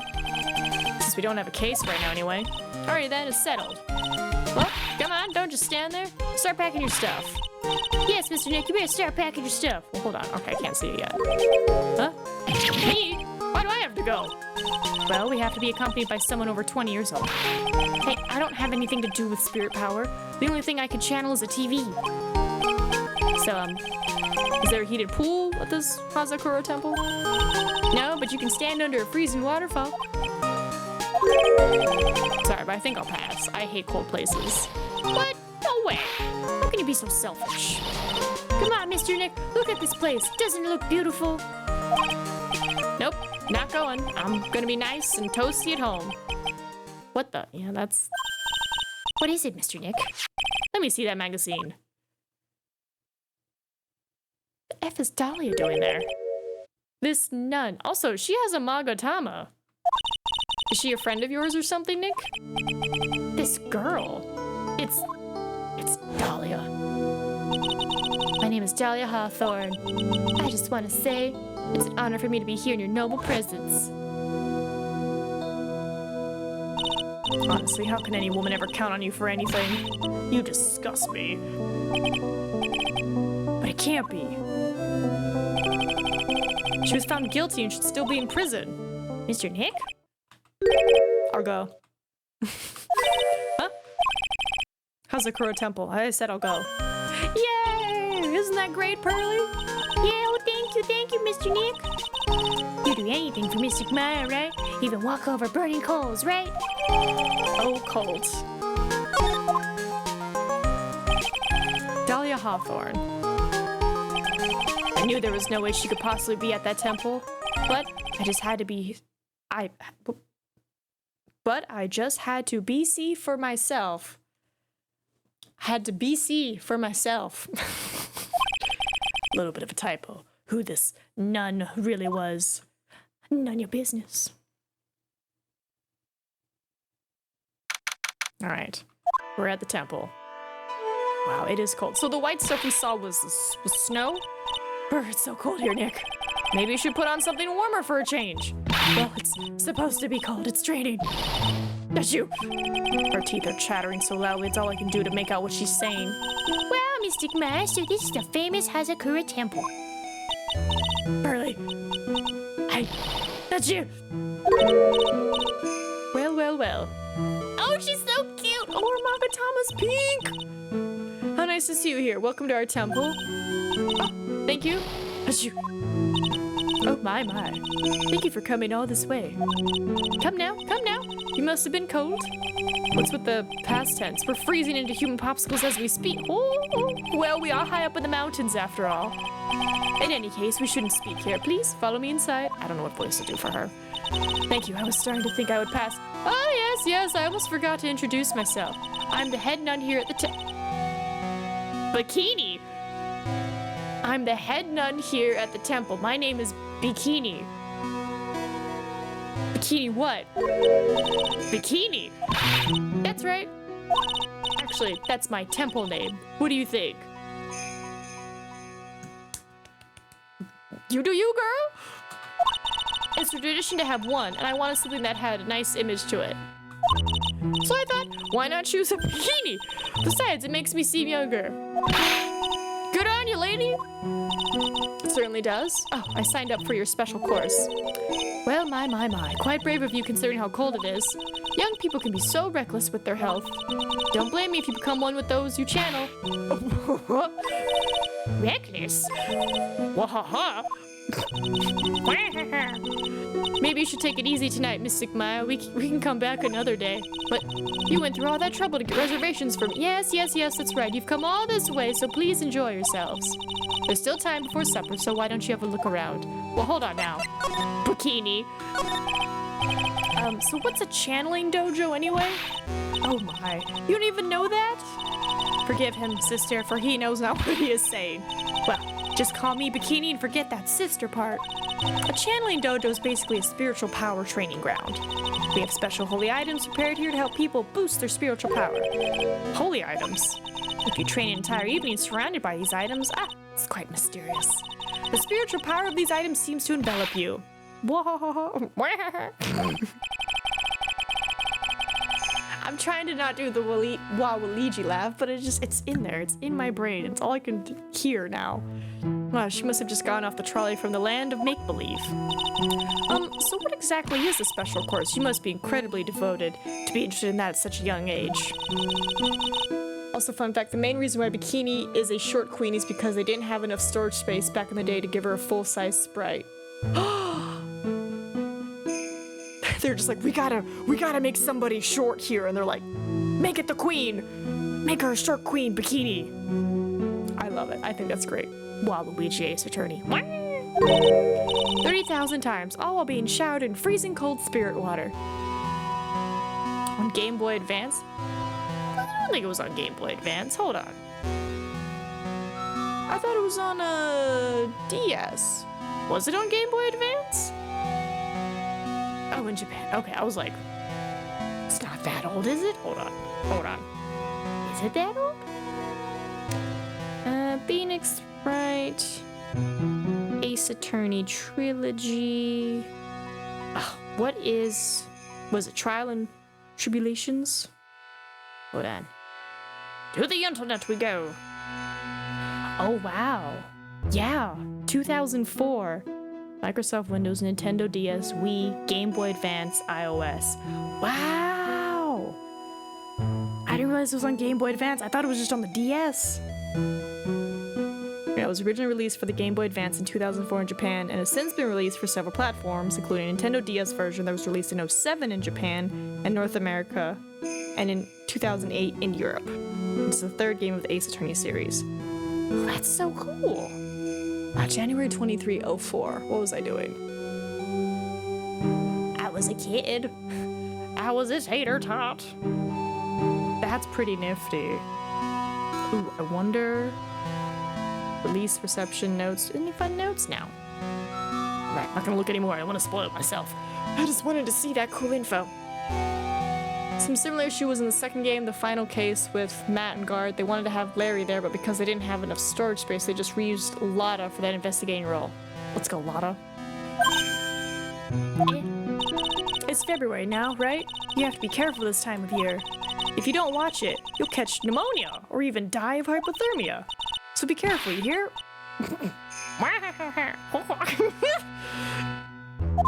Sorry. Focus. How am I supposed to be careful? Oh no, I knew I shouldn't have signed Mystic Maya up for this. Alright, tell me about the other nun, because we saw her. He's taking over. He's there. He's in there. Everybody has an inner Waluigi. Everybody has an inner Wah. Sister, about this picture. Well, look at that. I must say I look rather divine here, don't you think? Yeah. Unforgettable in every way. You mean it? Oh, I knew it. She's getting me. She's trying to trap me with the Waluigis. The makeup was pretty tough, but Iris helped me out. Iris? What the... Okay. Iris. The cute little girl in the photo. She looks just like me, doesn't she? I mean, sure. We're just a small temple here, so she and I run the entire place. Really? That kind of sounds like Sorry to cut in, but... This Iris, where is she right now? Oh, just listen to you. You haven't come all the way up here just to find a girlfriend, have you? No, I came here to find a murderer. Drastically different. No, that's not what I had in mind at all. Anyway, Iris is in the inner temple preparing for this evening. Inner temple? Yes, that's right. Iris will be back this evening. Why don't you go have a look at the main hall for now? It's getting hard to resist the urge because it's like, Wah! So she's the inner temple. All right, well, let's get a move on then. I kind of want to look at the suspension bridge, but we'll get there in a second. I don't. I have an inner Wario Wah. Wah. What does the Wario Wah sound like? Or is it more of like a deeper Wah? The main hall. I think it's even cooler in here. Achoo. Mr. Nick, do you smell that? It smells like meat and gravy. Yeah, you're right. I guess it's pot roast for tonight. Oh, that sounds good. Weird. I thought they would serve something a little more, well, traditional. What are you talking about, Nick? You think monks and nuns just sit around eating rice gruel all the time? Mystic Maya's right. Oh, I hope there's mashed potatoes too. I love mashed potatoes. Ha ha ha. What a cute little acolyte. Is it Iris? Oh! Who's this? Greetings to all of you. You have a staff, but no Magatama, unless the staff is your Magatama. Then again, there's a giant wooden Magatama behind you. Hello? Wow, this lady makes Maya look like a 6.8 out of 10 on the weirdness scale. Your outfit. Did you come here for the special course too? Ha ha ha. Unfortunately, no. Actually, I'm... You're Miss Elise... Duxnim? Duixnim? Yes, that's right. You know of me? My name is Pearl Faye. I'm your biggest fan. Who is she, Nick? I see it now. Savari, a fortune teller. I've got all your books, Miss... Dunim? What a sweet thing to say. And please, call me Elise. Thank you. Books? Mr. Nick, don't you know anything? Don't you even know who this is? Well, an author, maybe? Yes, and an illustrator of picture books. Picture books, huh? Oh, now I get it. Tell me about your picture books. Donim? Doe? Donim? Hold on. Donim? Release. Something like Deus Ex Machina. Wario Wa is deeper, more coming from the gut, and has the T-Wa more pronounced as a pirate would. T as a pirate? I just want to know how to say her name! I'm not gonna click on anything else. I'm just gonna type pronunciation. Because I saw the D-E-A-U, and I'm thinking like, you know, do Ex Nasima. I know, I was like, I'm going carefully. I accidentally spoiled myself already. Yeah, pronunciation. Just wanna, how you pronounce it? One audio pronunciation. This is probably not even real. Elise Donum. Donum? Donum. It's Donum. All right, cool. Mystery solved on that front. Donum. Elise Donum. I don't get a lot of chances to really enjoy picture books. And thank you for telling me how to say it, because English is not first language, so I'm like, what's the correct accent I need? I don't get a lot of chances to really enjoy picture books. That's all right. I take no offense to that. My books are nothing but simple stories for children. And really beautiful pictures too, Miss Elise. Your books always make me feel as if my heart has been purified. Makes me feel very happy to hear you say that. Let me go here real quick. Make sure I didn't miss anything in the chat, because the ads hide what you guys said. Sure, seems like a kind, sensitive lady. Miss Elise won an award last year for her book, The Magic Bottle. Let me see. The, in the what? Way? Or is it like arg? Warg. A friend of mine secretly submitted a story I'd written to a publisher. They liked it so much they asked if it was alright to make it into a book. Wow, it must have been a really great story. Maybe I should try to write a children's book too. If I do, you can secretly send it to a publisher for me, Nick. Or you can submit it yourself. Recently, I've accepted a sort of apprentice, you might say. An apprentice? He calls himself Laurice Donim? I believe he's off doing some landscape sketches now. On Laurice's behalf as well, I'd like to thank you for your support. Of course, Miss Elise, anything for you. I don't think I like her laughs. Just the ha, ha, ha. Why you come to Hazakura Temple, Miss Elise? Are you here to do some spiritual training? Ha ha ha. No, that's not it. I'm actually here to gather materials for a new book I'm working on. Wow, I can't wait to read it. Pearls was completely taken with her. I wanted to do a book with a more Japanese feel to it this time. So is that why you're dressed like you are? The children have a certain image of me in their minds. I don't want to disappoint them. What can I say? She's really a sweet lady. Wow, Miss Elise, you're dressed up like a mountain nun. Yes, the good people here were kind enough to let me borrow this. I'm wearing training clothes underneath my robe as well. I want a staff like that. You like the crystal sphere? It's a real amethyst, you know. God, it must be heavy. Maybe we'll find one like that up here on this mountain. Good luck, Nick. I know you'll find me one. Well, you'll have to excuse me now. I have to go help with the dinner preparations. Wow, you mean you're cooking dinner tonight? That's right. Would you like to help too, Pearl? Yes. Yes, I will want to help with whatever I can. Pearl looks like she just won the lottery. Oh, I'll help too then. No, it's fine. Please don't worry about it. Feel free to relax and explore the area with your friend. Huh? But... Oh, yes. Please take this. I think it'll be of help to you. That's suspicious. No, but like, you saw how big it is. Like, it's a gem. It's a rock. It's a solid thing. It's probably not as heavy as gold, but that's still like a weight. It's a map of the area. We wouldn't want you to get lost now, would we? That's really weird that you only want a what? A 9-year-old to help you make dinner, but you don't want an adult? Sus. Don't leave Pearl alone with her. That's suspicious. Well, if you insist, I guess we'll take this chance to go check out the other temple. I don't trust her. Okay, I'll see you two later then. Remember, you're not allowed to fight. God, Pearl. Come on, Nick, let's go. At least we'll stay warm if we keep moving. Alright, I guess now we go check out the bridge.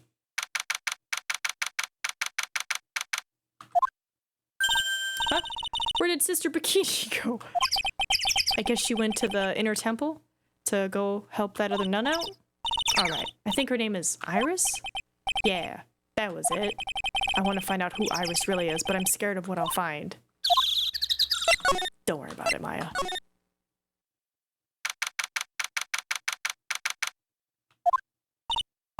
Wow, look at this broken down bridge. Old bridge, Nick. Heavenly Hall. Yeah, and look at that big canyon below us. Hey, there's a river down there. Looks like it's flowing real... This is not the same bridge that we just did our murder thing on, right? What's wrong, Nick? You look like you've seen a ghost. I'm just not very good with heights. Oh. Hey, I've got it. Maybe you should face your fear and try hurling yourself off the edge. You know, 1, 2, 3, jump.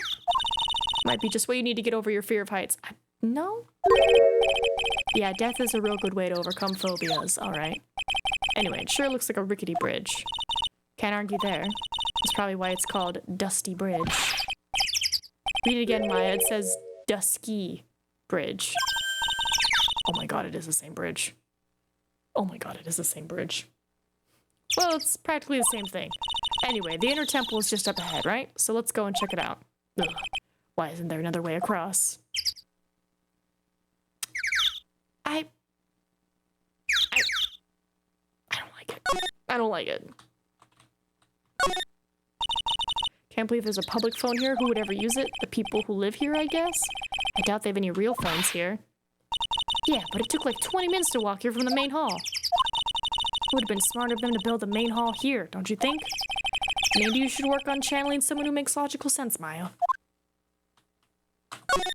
I forgot to investigate the other area.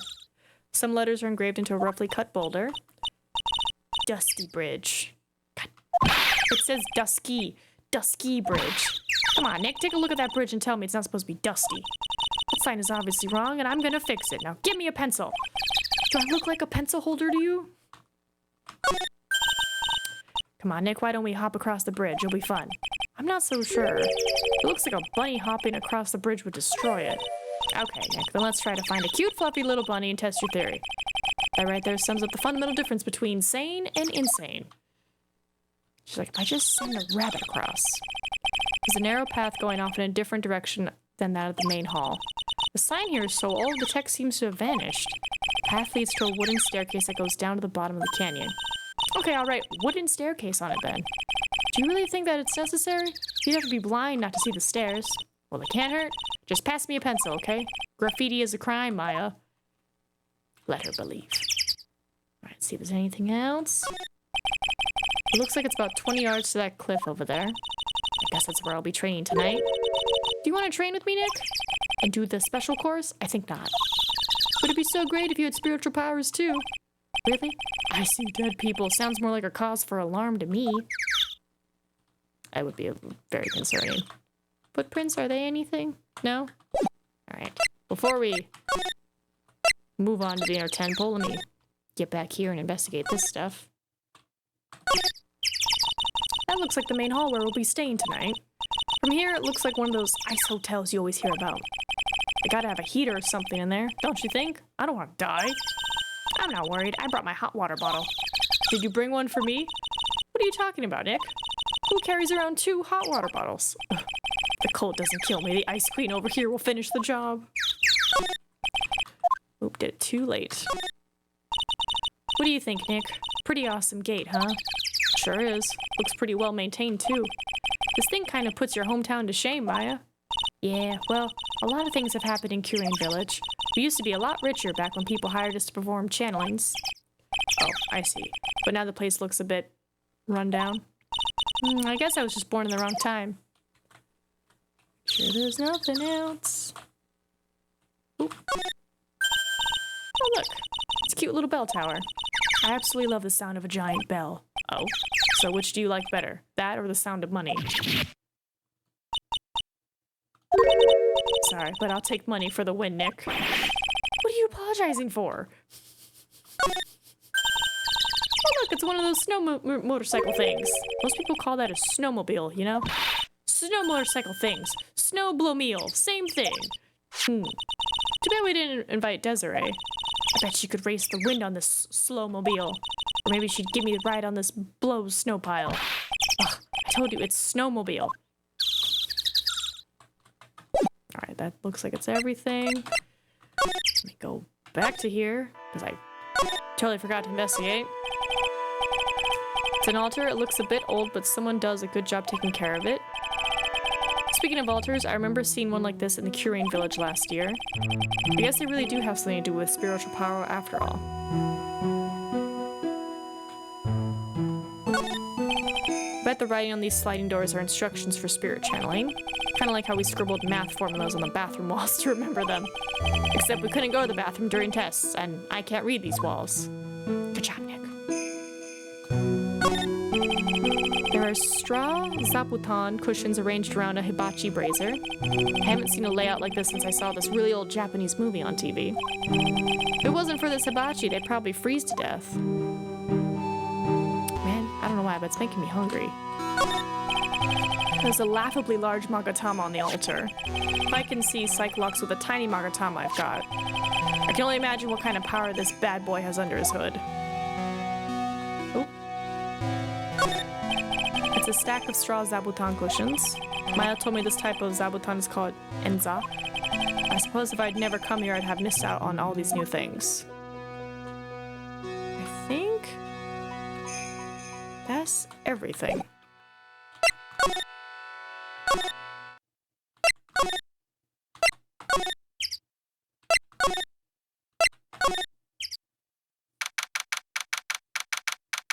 Alright.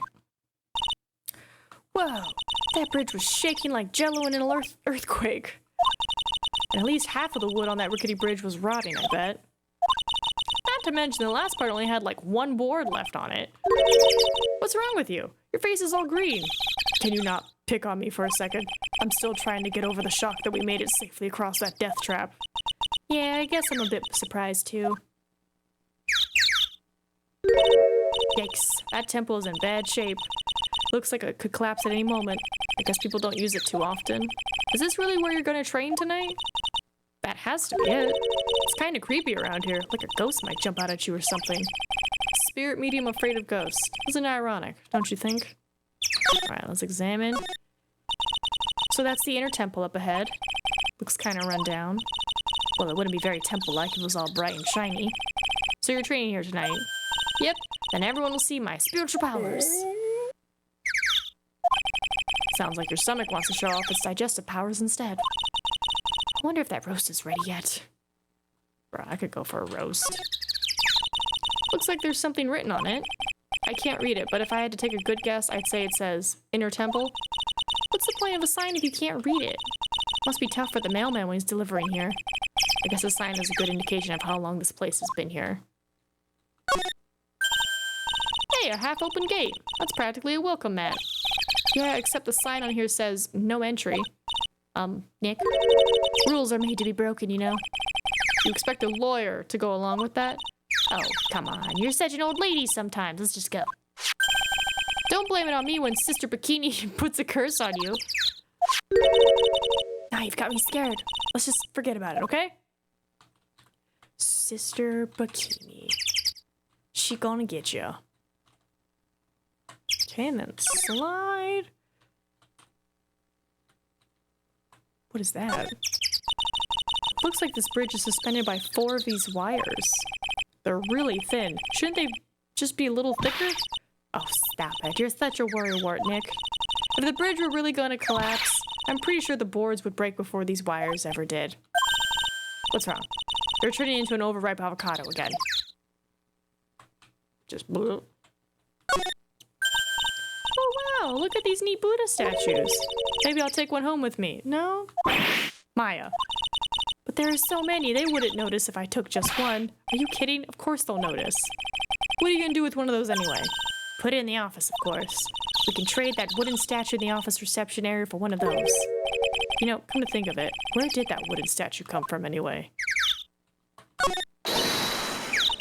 There's a giant robot buried in the snow.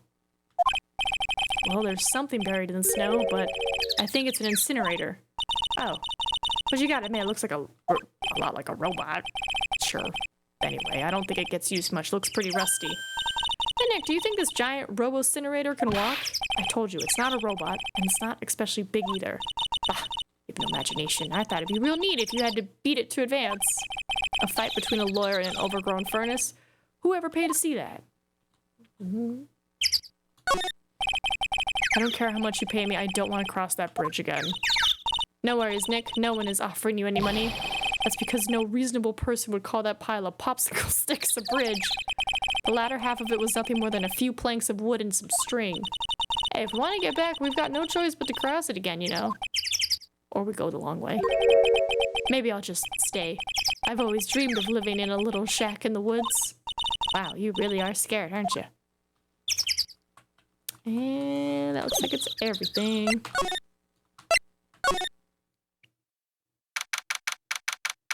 Oh. Interesting training hall? Why is this area seem... Okay. Man, look at this place. It's just a tiny, freezing cold room. So this is where you'll both be training, huh? Huh? What do you mean, both? I'm the only one. Really? But I thought... Pearlie's just a little kid. She couldn't handle this kind of intense training. So says the girl who I could barely hear over her teeth chattering. Anyway, the real training room must be behind that door over there. Yeah, definitely getting the feeling it's back there. Even I can sense that there's something supernatural about the cavern behind that door.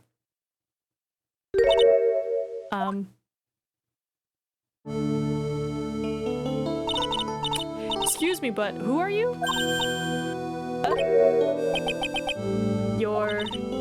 Hi there. I'm just looking around since we're gonna be staying here tonight.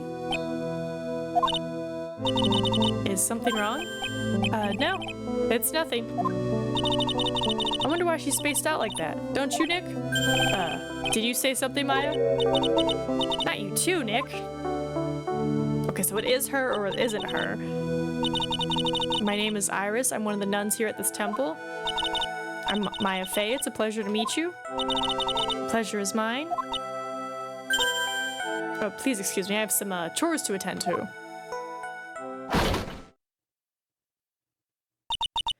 She sure is beautiful. And a bit spacey, I guess. I guess she's just not used to talking with urban sophisticates like us. Nick? That girl. It can't be, but... It does look just like her. The actual training area must be on the other side of this door. I wonder what it's like. Phooey, it's locked. Come on, Nick. You know you want to open it for me? Oh, hi, Russell. I can't. Yes, Russell. Can I help him? Silly kitty cat man. You've been in kind of a bad mood lately, haven't you, Nick? Zavari! I know what it is. Iris. Iris and Nick City. Oh, Maya. Maya, that is not what this is about at all. Look at this antique dresser. I wonder if there's anything valuable inside. Let's have a look. Nothing. Just a bunch of clothes. Hey, Nick. Yeah, Russell.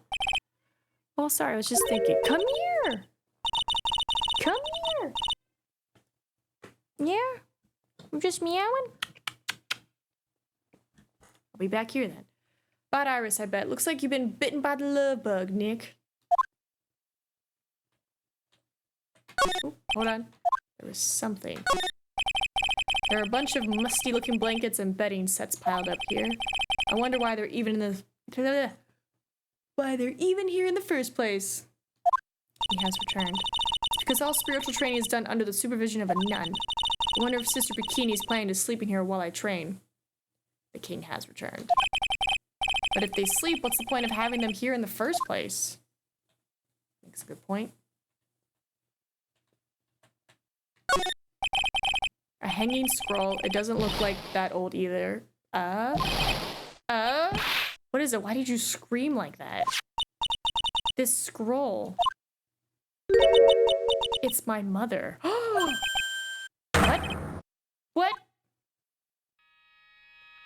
It's Misty Faye! It's Misty Faye, the master of the Curain School of Channeling. Are you sure? Yes. That crest at the top with the scroll. That's the special mark of the master of our tradition. So that's what the mark means. What is it? Nothing. It's just that I last saw her over 15 years ago. She has to be dead. There's no way she'd stay away from her kids for 15 years. If it wasn't for that crest, I wouldn't have even known it was her. My own mother. And I can't even recognize her face. Maya. Shows Misty Faye, master of the Curain technology. Oh, something else? It's a hanging wall scroll showing Maya's mother, Misty Faye. It's not that old. The crest at the top is the official mark of the master. I wonder if this temple has some sort of connection to the Faye family. I think it does, actually. Supposedly, it was founded by a branch family member of the Curain School. Oh, it's just Russell eating his food. I'll have to ask Bikini in more detail when I get the chance about Maya and the Faye family in general. Anything else? Nope. I think that's it. Alright, so I guess we're gonna go talk to Bikini. Be like, tell me. Oh. Whew, we managed to make it across Dusty Bridge. Nick, you look green. Are you feeling alright? Hey, what's wrong with you? Ever since we met Sister Iris at the train hall, you've been really quiet. Huh? Oh, sorry. Hey, you, wait up. You think he's yelling at us? Gumshoe? He must be. There's no one else around. Would you mind moving? You're standing right in my way. That doesn't sound like Gumshoe. Oh my god. What is he doing here? Larry! I like your shirt, though. Hey, I know you. You're... Whoa. Sorry. Gotta run. See ya. Hey! Wait a minute. Oh, nice to meet you. I'm... Laurice Donut... Larry. What are you doing? Liar, you're Larry. Your clothes may change, but you're still the Buttes. Shut up. I'm Laurice, and I'm just here to do a sketch of Dusky Bridge. So it really is our Larry. Not that I get why he's pretending to be someone else. Larry. So what are you doing with the last name Donim? Well, I want to start over again with a clean slate. A clean slate. You remember, don't you, last time? The mask-to-mask case? After that, I started to realize I didn't like this guy known as Larry Buttes. And that's when I came across it, the Book of Destiny. The Book of Destiny? Do you mean The Magic Bottle by Miss Elise Donim? It's so beautiful, so moving, so gentle. My heart felt cleansed. I was saved. Maybe I should buy a copy of The Magic Bottle. Wow, Larry would make a great book salesman. I really want to get that book now, too. She's the most wonderful person I've ever met. I'd follow her anywhere. Well, she certainly is a very elegant lady. You see, here's a photo I took of her in secret. Wow, that's a beautiful photo.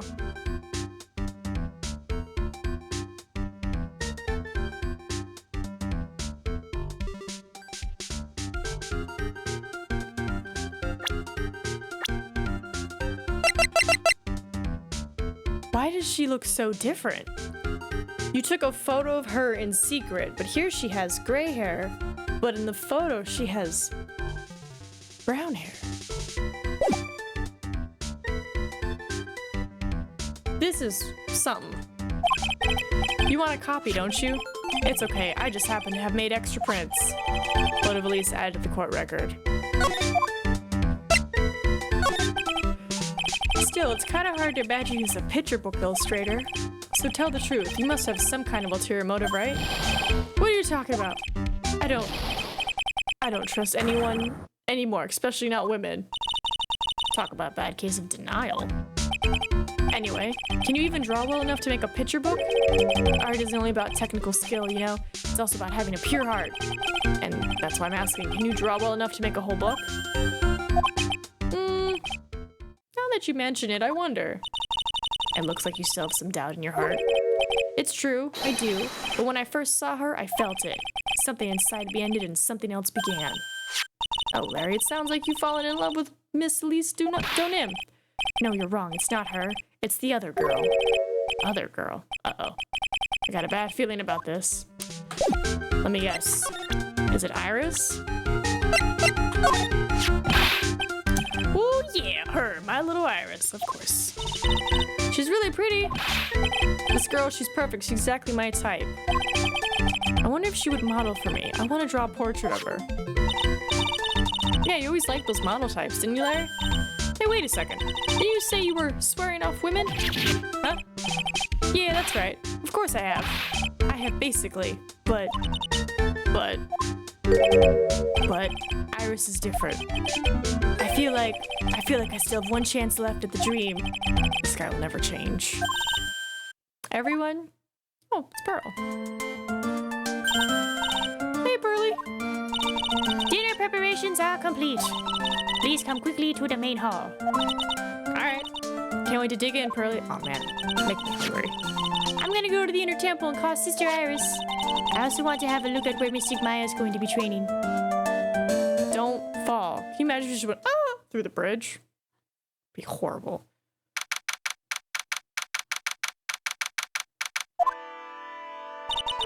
Boy, am I stuffed. Are you sure it's alright to eat that much before your training? Well, this kind of training is a battle of endurance. Mystic Maya, please don't do anything that might put your health at risk. Nah. No pain, no gain, I guess. Still worried about you. Well, let's not dilly-dally, shilly-shally. You must get ready for tonight. Shilly-shally? Good luck, Maya. Alright, here I go. I'll see you all tomorrow, I guess. Iris, please ring the bell at 10 for lights out, alright? Yes, Sister Bikini. And then after you ring the bell, I want you to come join us at the training hall. I understand, Sister Bikini. Maya and Bikini really seem excited about this training thing tonight. Well, Pearl, what are you gonna do tonight? Yeah? If you like, you can come to my room. This is weird. Perhaps we can read some books together. No, leave her alone.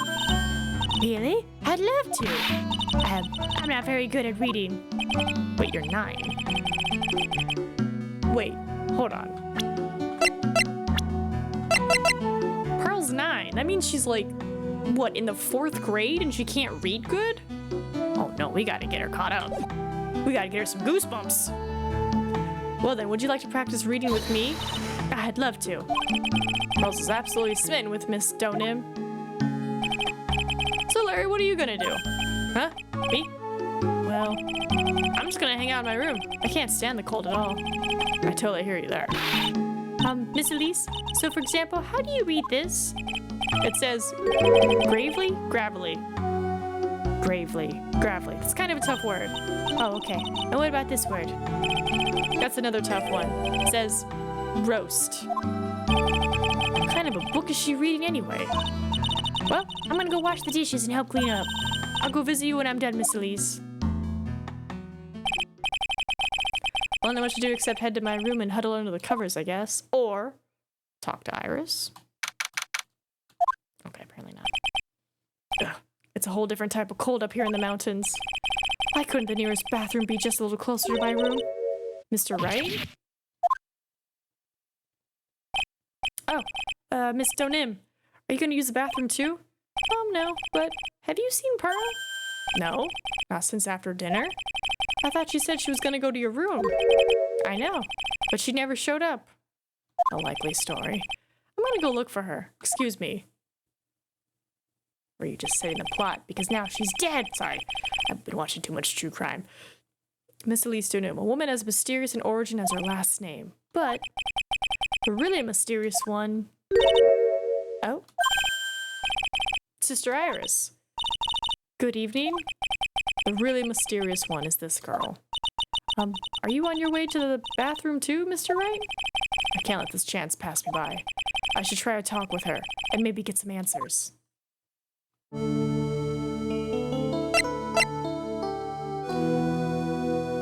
I think with the hair? I don't have a thing of her, no. Okay, I don't. The hair is different?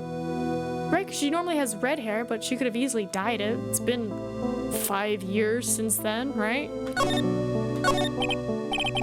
Your sister Iris, right? Yes? So, when did you come to Hazakura Temple? I don't remember. Ever since I was a small child, the temple has been my home.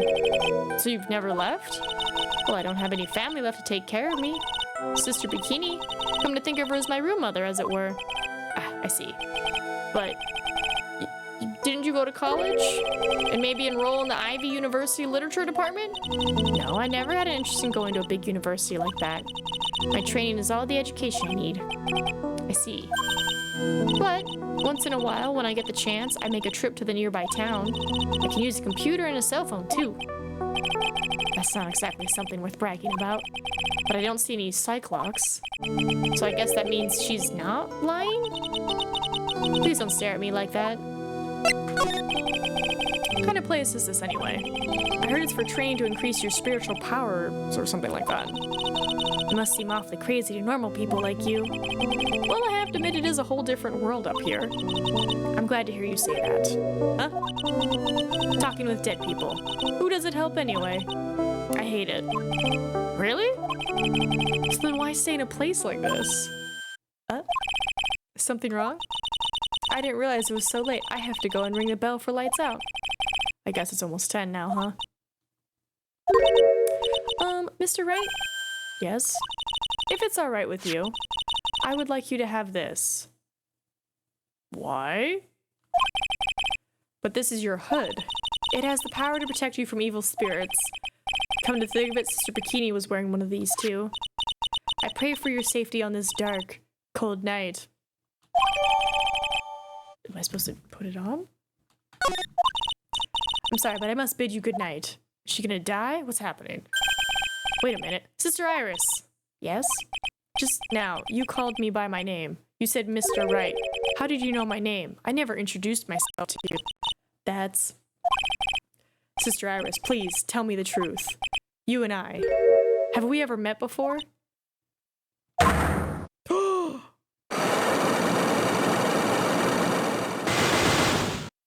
Oh, damn. Oh, damn. Oh, it's almost 10. Perhaps we can speak again tomorrow. Sus.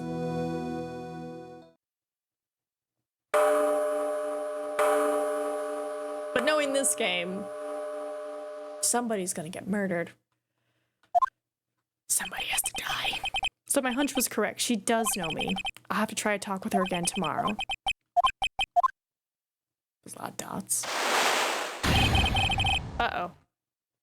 What the? That blood-curdling scream came from the courtyard.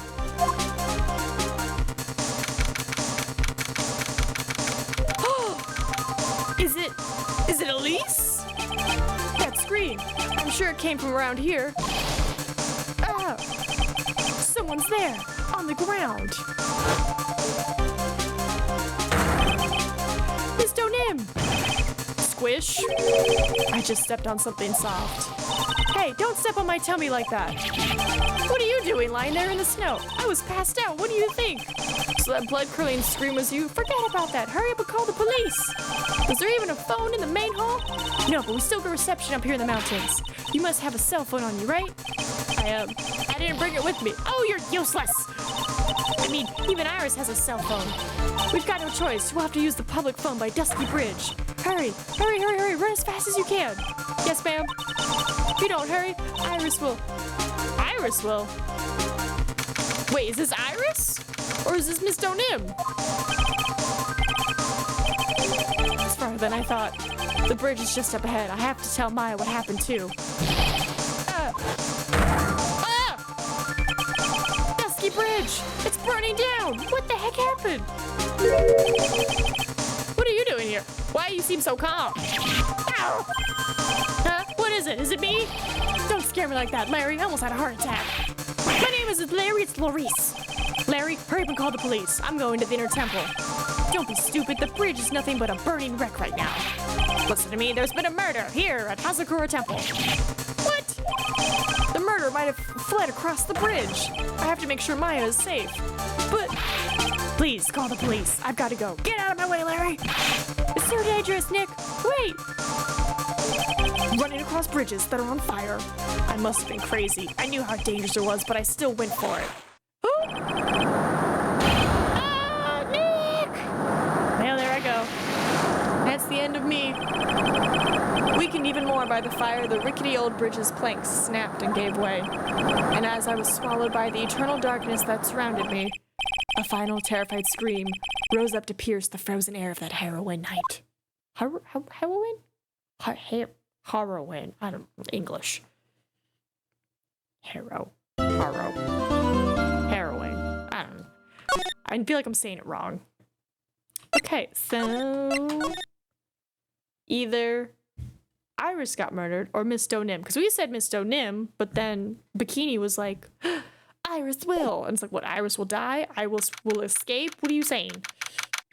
Hair ooing? Ooh, that sounds better. Harrowing. Hair ooing. Oh god. Who could that be at this time of night? Is this Gumshoe? No, it's Edgeworth.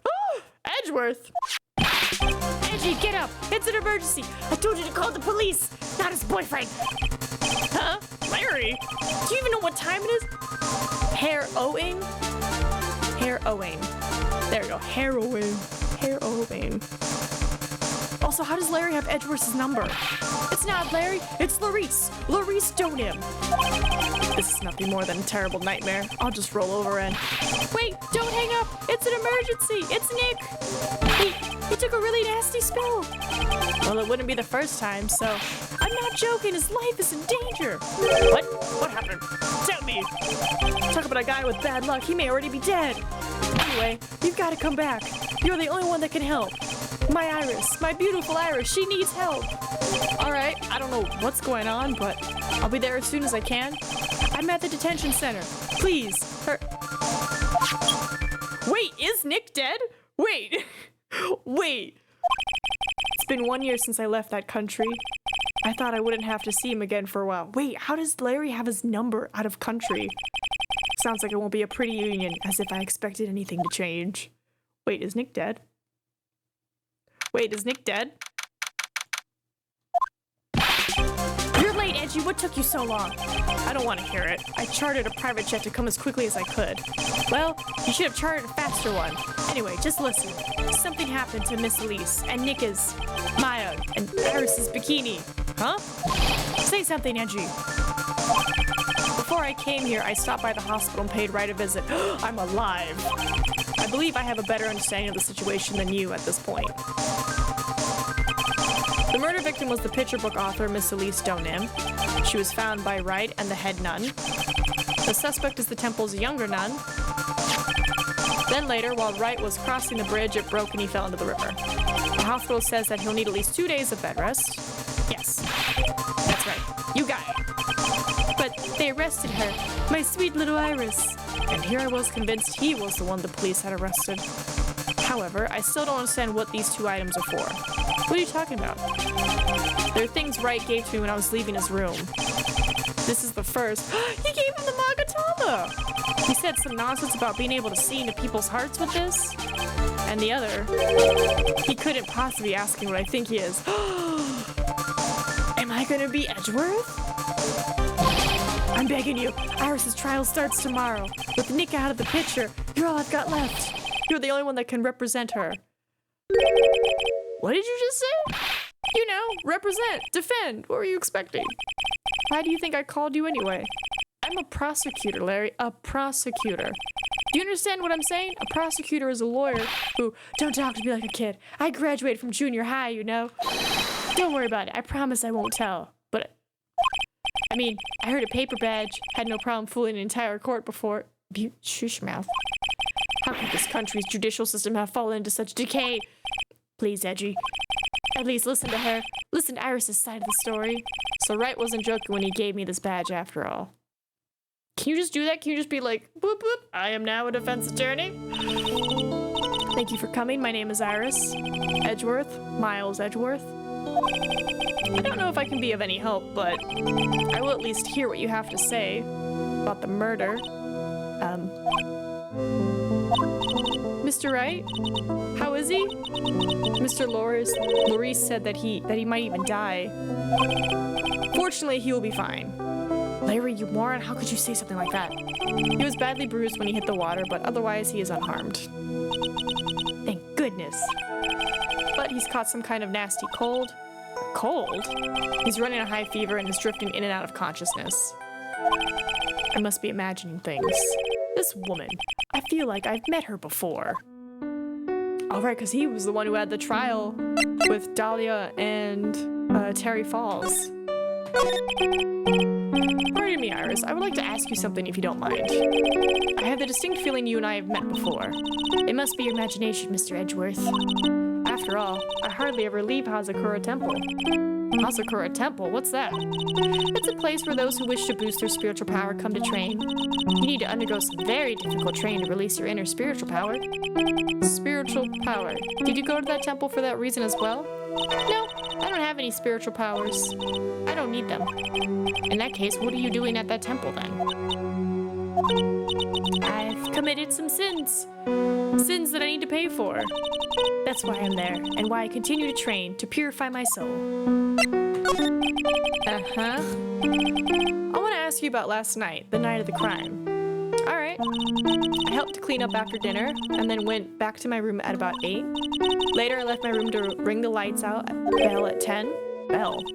We ring it at the same time each night. I see. And then I was told to go to the training hall, but I went back to my room and stayed there. Why didn't you go to the training hall like you were asked to? I was frightened?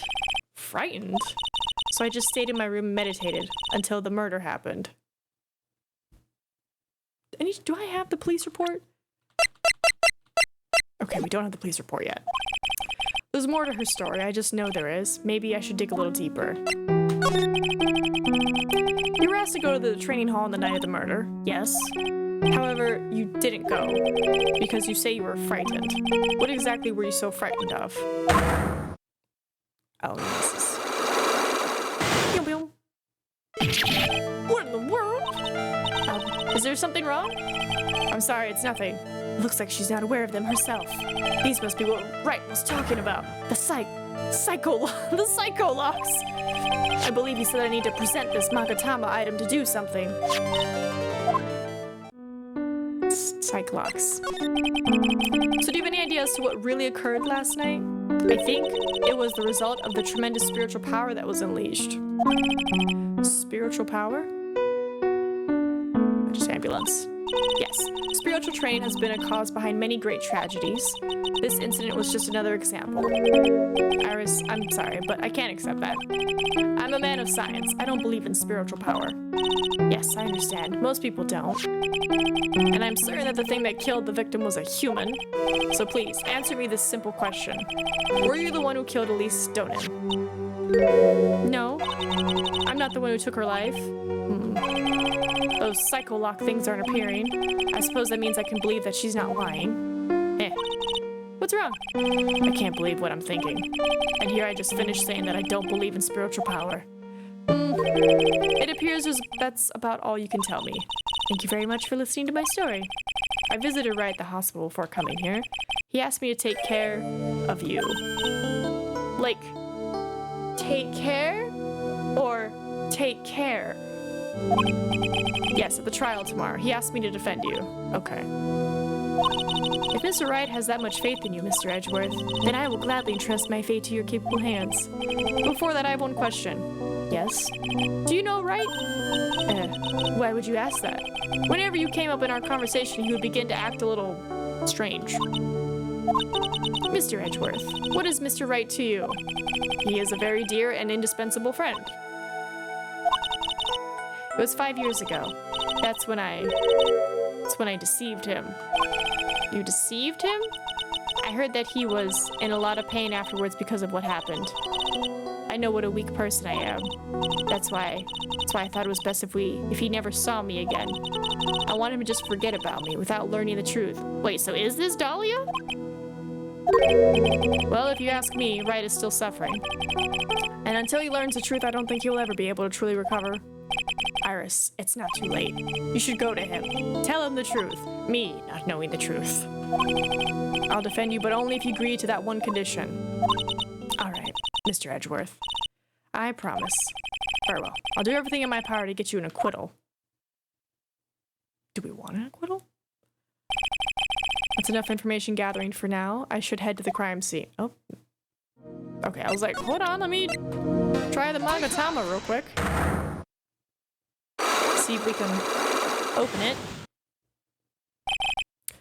I was frightened. Since I have been handed this case, it is my duty to dig up all the answers. Understand? Yes. The smallest flame can sometimes bathe a case in a whole new light. In my years in court, I've seen it happen over and over again. That's why I've committed to searching until I have those answers. Now then, is it really true that you didn't go to the inner temple last night? Yes, I swear. I already told you that. Yes. You said you didn't go because you were frightened. That's right? If that's the case, then the obvious question is, what were you so afraid of? Iris, I wonder, is this what frightened you so much that you couldn't even leave your own room?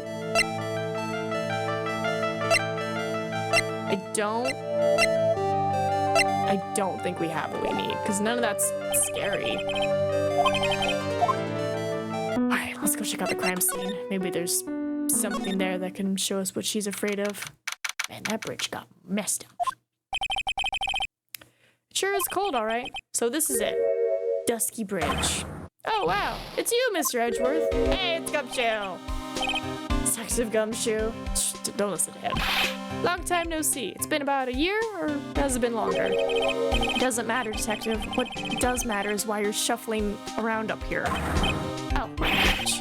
There's that sharp left jab. Well, I'm happy to see you anyway, Mr. Edgeworth. Let me guess. You were transferred by HR to the local precinct? A wise decision. The vast amount of nothing up here should be quite easy to guard. I heard you were back in the country and arranged to come all the way out here.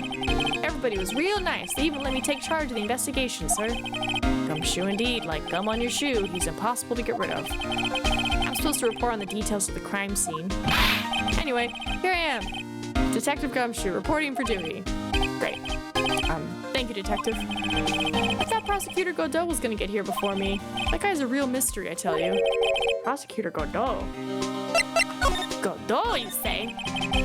I just got back in the country, so I don't really know much about the case. It's simple. Well, simple is as simple does, as they say. Oh, you've got no idea how much I've missed that biting sarcasm of yours. But seriously, this one's a piece of cake. There's a witness that saw the whole thing. A witness? Yeah, that bikini lady. Bikini lady? Here? On this freezing cold mountain? Well, you should talk to her yourself if you want the details. I may have to talk to this bikini lady. I mean, decisive witness myself. So this is the bridge that Wright fell through? Yep. I can't imagine being that reckless myself. Look before you cross, is how it goes, right? Or was that leap? And is there something on the other side? Yeah, some old building they call the Inner Temple. But we can't get over there without a bridge, sir. What? Nobody lives there, so it's usually not a problem. But someone was at the Inner Temple doing some training and now they're stuck there. Yes, I heard that from Wright. It's Maya Fey. Oh no, her again? Anyway, the air's really turbulent right now, so we can't do an aerial extraction. No one's gonna be able to reach the Inner Temple until tomorrow. Can't you guys walk around the edge? Can't we just do that? Well, should be alright in this cold? So how did this bridge burn down anyway? We're almost 100% sure it was lightning. Lightning. So who is this Prosecutor Godot? I've never heard of him. Yeah, he's a new guy. Showed up after you left the country. He's a complete rookie, but nobody can say a bad word about the guy. What kind of man is he? He just became a prosecutor recently, but he's good, sir. Real good. If he's so good, how is it that I've never heard of him? Is he the lead prosecutor on this case? You bet he is. After all, you know who is right in the middle of it. You know who?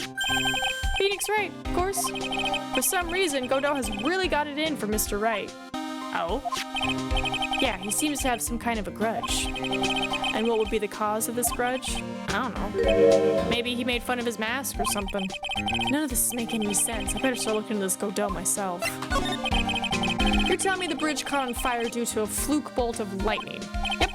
Last night it snowed for the first time in 3 days. It's a little unusual for lightning to occur during a snowfall like that. But according to the weather data, lightning definitely struck. Weather data added? Okay. I see. This is a very detailed weather report. Almost too detailed. It even has the exact time that the lightning struck the bridge. We got that information from the witness's testimony.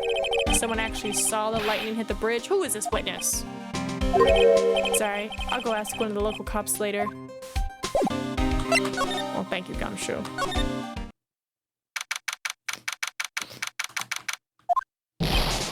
Yo, Edgy, what took you so long? I'm so cold my brain's turned to sherbet. Sherbet? Sherbet. I knew it was a mistake to race back to this country. What do you mean? Wright is gonna be fine, and the case itself isn't anything unusual. And I find myself taking a request to defend a woman accused of murder. Hey, wait a sec. Hold it. Objection. What's going on here, Mr. Edgeworth? It's hard to explain, but one thing led to another, and what kind of lame excuse is that? You call yourself a defense attorney. Prosecutor Edgeworth is a prosecutor, and that's why he's a Prosecutor Edgeworth. Prosecutor Edgeworth, defense attorney, just sounds plain old weird, pal. Right, Prosecutor Edgeworth? I'm not sure what role I'm supposed to be playing anymore. Dude, Edgy, I don't see you for a couple of years and your heart turns to sherbet. I'd say more like sorbet. It is rather cold here. Iris didn't murder her. Someone else did it. I just know it. Okay. But then who? Because really the other options are Maya, Pearl, Phoenix, Bikini, or she killed herself. Or there's a random 6th person at the temple that no one knows about. I just know it, okay? So trust me on this. Or maybe you. Did you do it? Did you commit the murder? Ever the romantic, aren't you, Larry? Nevertheless, I'll do whatever I can to prove her innocence. Maybe it was Pearl. Maybe Pearl got her first kill in. I don't know. At least until I pass the baton on to Wright, that is. Man, I'm telling you, Iris is so cute. Right, Edgy? You think so too, don't you? What's wrong? Why are you so quiet? To put it simply, your comment has me highly concerned. Could it be that the reason you think she's innocent? Oh, come on, a girl that cute can't possibly be a murderer. You need to watch more true crimes. I was right after all. I should never have come back. No, don't worry. I see things for how they really are this time. If I had a penny for every time he said that. It's just that, well, Iris is a delicate flower. You can't force things too much. You know what I mean? Huh? I have no idea what you're talking about, Larry. Oh, forget it. I didn't say anything. Larry, where were you and what were you doing on the night of the crime? Larry? What? Don't tell me. You think I might have done it? What? Get lost. Go back on your charter jet and get out of my sight, you creep. And I hope your plane crashes and you die. I'll ask just one more time. On the night of the murder, where were you and what were you doing? Oh? As I suspected. Psycholocks. I'm sorry, man. You know me. I just don't remember. My short-term memory is a wreck, dude. Oh. I clicked too fast. I thought I hit the arrow. Come to think of it, when you were a kid, you were always saying, when I grow up, I want to be a lawyer and defend people or something like that. That was a long time ago. But see, now you've got the chance to follow your boyhood dream for a day. Edgy, you've got to do it. You've got to save my little Iris. That's exactly why I hate childhood friends. Okay, there we go. Alright, let's see if I can suss him out. The night of the crime. Alright, now you're gonna tell me what you really saw last night. Oh, you're really upset, aren't you, Edgy? Okay, I'll talk. Huh? That was a bit too easy. Yeah, anyway, it was awesome. Never seen anything like it. At around 10 o'clock last night, it started thundering. I've been sleeping, I'm not sure for how long. Suddenly, zing! The world in front of me went white. Like I'd just been slapped in the face by my old girlfriend, Naomi. And then, it was on fire. The bridge was on fire. Dusky bridge caught on fire. Are you saying you saw it with your own eyes? Hey, why are you giving me the evil eye? I'm telling the truth. There are still 3 psycho locks remaining. That means he's still trying to hide something. By the way, Larry, where were you when you saw that happen? Where, you say? Well, what do you mean? What do you mean? What do I mean? Just answer the question. I was in my own room by the main hall. Where else would I be? As usual, you're as transparent as an empty jelly jar. The problem, I suspect, lies there. There? What do you mean, there? It's impossible for you to have seen lightning strike Dusky Bridge from your room. Do I have a map? Map? Take that! This is a map of the area. Take a look around the vicinity of Hazakura Temple. Yeah, bro. What am I looking for? I don't know. The woods? I think that should be fairly obvious. The main hall is surrounded by trees, and it's impossible to see the bridge from here. What? Why didn't you tell me that before? Well, how about it? How about what? Do you feel like talking now? About what? It looks like it won't be that easy after all. You leave me no choice. I'll have to move on to the next step. You weren't in your room at the temple, so then where were you? You don't know that I wasn't in my room, so where was Larry and why was he there? If I've read the situation up to this point correctly, the answer is fairly obvious. Very well then, let's test my theory. The place you witnessed lightning strike Dusky Bridge from was here.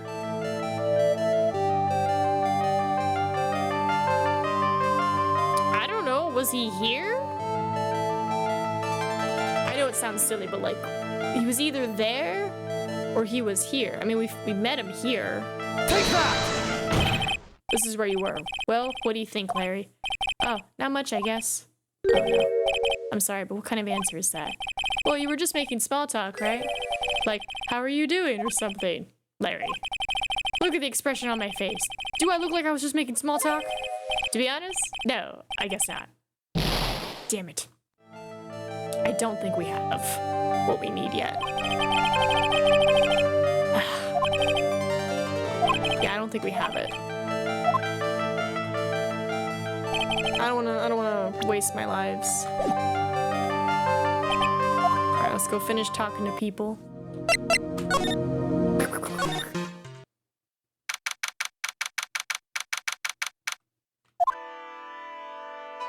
What up, Bikini? Hey, hello there. So how are you feeling? Alright, I suppose. Huh? Who is this? My name is Miles Edgeworth. My, handsome boy such as yourself is always welcome. If circumstances weren't so tragic, I might just... Please don't call me boy. I'm sorry to trouble you. But I'm looking for a woman in a bikini? Well, you have found her. Now, what can I do for you? I'm sorry, but I don't see any bikinis. If you ask nicely, I might give you a peek, big boy. Mr. Edgeworth? This is the head nun, Sister Bikini. She's the witness. Why didn't you tell me that earlier? This is exactly why your salary keeps on getting cut. My stomach is already growling in protest. So, what's the latest about my beloved Iris? Well, first, I want to hear what you know. Well, hold on. Before I get distracted from chitty chats, what is this poking out? There are more Enza cushions in the corner of the room. What's that white piece of paper sticking out from under that stack? Beats me. Would you mind checking that for me, Detective Gumshoe? Yes, sir. Here you are. Mr. Edgeworth? It looks like an old manila envelope. Yeah? What is it, Detective? This could be an ultra-important clue, a super special clue. I suppose I should read it myself then. It looks like a letter addressed to Sister Iris. Tonight at 10 at Heavenly Hall, unless you want your secret to be exposed. Oh. This sounds like a blackmail letter. Well, well, well. Why can't I ever find clues like that? You're an ultra-important prosecutor, a super-duper prosecutor. Well, I suppose it takes a super-duper kind of dumb to miss a clue like this. Hold on. Okay, so this was addressed to Iris. Not to Bikini, but to Iris. It's not looking good. First, I'd like to ask you about last night. Well, last night we had an acolyte here for training. After dinner, the two of us went to the training hall in the inner temple. She must be talking about Maya. Approximately what time was that? Suppose it was about 9 when we left here? Training lasts all night long. It's extremely exhausting. The channeling dojo's head nun must be in attendance at all times to keep watch. Wow, you're right. That does sound exhausting. Detective, this is no time for flattery. Sorry. Sometime around 11, you witnessed the incident in the courtyard. But your duty was in the inner temple. Why did you come back here? The way you're staring at me, I'm starting to get goosebumps. I'm starting to get goosebumps myself, but for a decidedly different reason. You get the chills pretty easily, don't you, Mr. Edgeworth? Alright then. I'd like you to tell me exactly what you saw in the courtyard. It must have been past 11. No, I can't say. It's too much for my poor heart. Hey, calm down, lady. Let go of my tie. I saw 2 people. One of them was lying on the ground. I'm gonna go with this. I'm gonna go with the sword accidentally fell on Elise and Iris was trying to help her and like take it out of her. Because from what we saw, the sword ends up back in her hand, but upside down. Maybe she got possessed because, she's like, I don't have any powers, but it's like, maybe there was some channeling happening. Maybe somebody channeled a spirit into you. This would not be the first time that somebody has possessed somebody and killed somebody. The other one was stabbing her from the back with a sword. Did you see this criminal with your own eyes? I didn't want to believe what I was seeing, but it was Iris. Or somebody else. You must have been quite shocked. Of course she was. Try putting yourself in her shoes. It'd be like if you were stabbing Mr. Wright smack in the middle of a courtroom, and I happened to witness it from the witness stand. I'd be pretty shocked too. I know it sounds insane, but that's what I saw. And when I finally realized what I was seeing, I screamed, and then I passed out. Fortunately for us, her testimony seems to be pretty solid.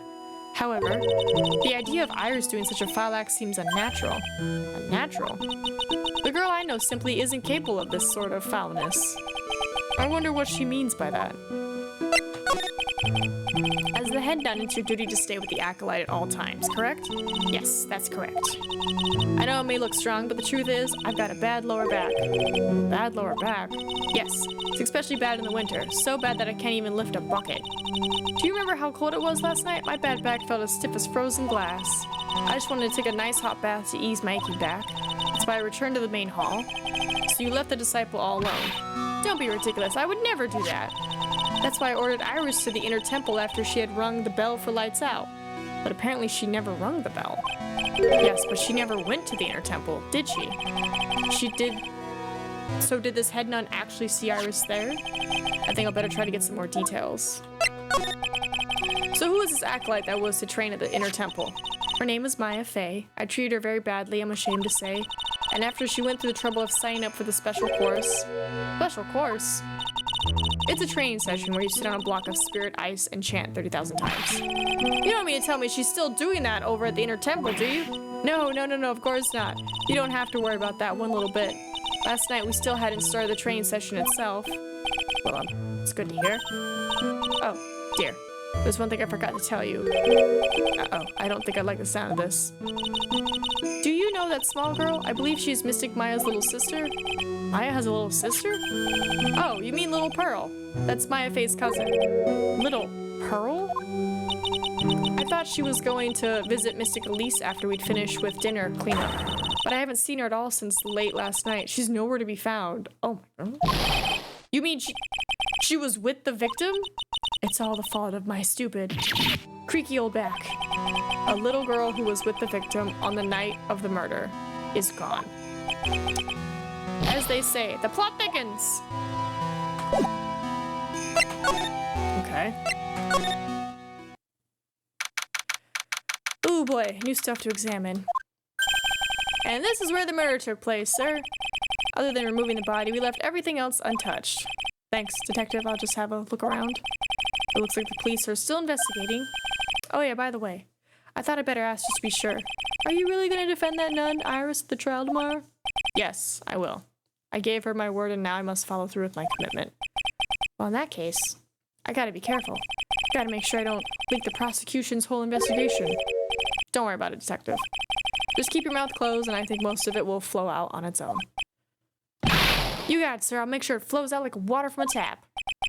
Yes, you do that, detective. Just how much has your runny spout leaked over the years? Alright, before we... Main gate must be close, over that stone wall. Ah, stone walls. I jumped over a few of those in my time. Most of them are good memories, but not all. Detective, perhaps someone should introduce you to the concept of poetry of words. Poetry? I just love skiing. Really? You don't seem like the type. Well, what about sleds? Sleds? Nah, they're a little too kiddie, you know? Messes with my hard-boiled image. What's with the silence, Mr. Edgeworth? Is the world starting to go mad? What's this? It looks like a wizard staff, missing its amethyst orb. That belonged to the victim, Miss Elise Stoneham. There's nothing strange or magical about it. Oh yeah, listen, this is just between us, okay? Yes? What? This is top secret stuff. Don't tell anyone about this. Alright. The truth is, when I was a kid, I wanted to be a wizard. That's it? That's what you wanted to tell me? That's it! This staff was made from a very strong kind of wood. What about fingerprints? Were there any on it? Just the victims. Okay. It's a lantern, I suppose they light it at night. There's something elegant about the light of a fire. At the end of each month, I always like to relax in my room by candlelight. Detective, can you not afford to pay your electricity bill? How did you know?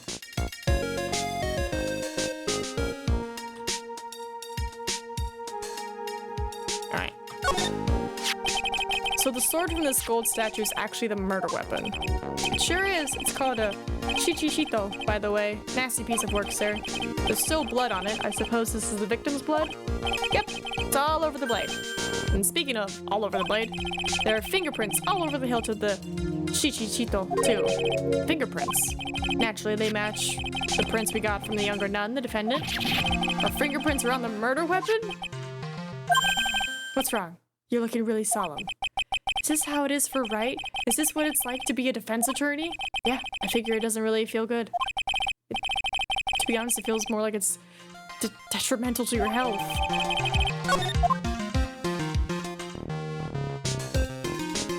Alright, I guess that's everything. The victim is the famous picture book author Miss Elise Stoneham. Her entire past up until she won that writing award last year is a total mystery. It's hard to believe in this day and age you can still find people like that. The estimated time of death of the victim was between 10 and 11 on February 7th. The cause of death was blood loss resulting from a stab wound to the back by the murder weapon. The murder weapon.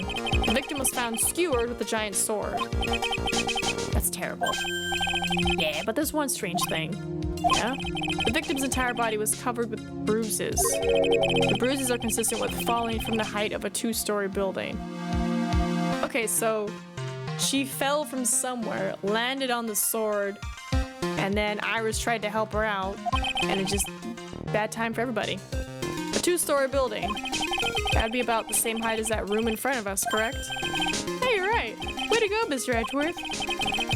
That just happens to be the room that Elise Stoneham was staying in. Maybe she was pushed out of the window after she was stabbed by the sword? Alright. Now then, detective. Let's see if we can summarize what we've learned so far. Okay. Let's take a look at the map. According to the testimony of Sister Bikini, the head nun, right after they finished dinner, she and Maya Fey headed to the inner temple. Witness and Maya Fey. At 10 p.m. after ringing the bells for lights out, Iris went to the inner temple. Though she said she didn't. When she got there, Bikini had her take over while she went back to Hazakura Temple. There goes the witness. After taking a hot bath to soothe her back,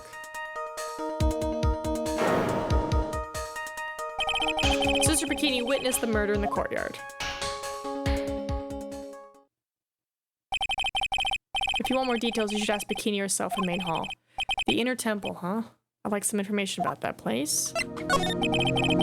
Trial begins tomorrow, but who's the prosecutor? Pretty sure it's that Godot guy, but nobody can get a hold of him, so they're looking for a replacement. What do you mean? It's really weird. All of a sudden, no one can reach him. I wonder if the rumors are true.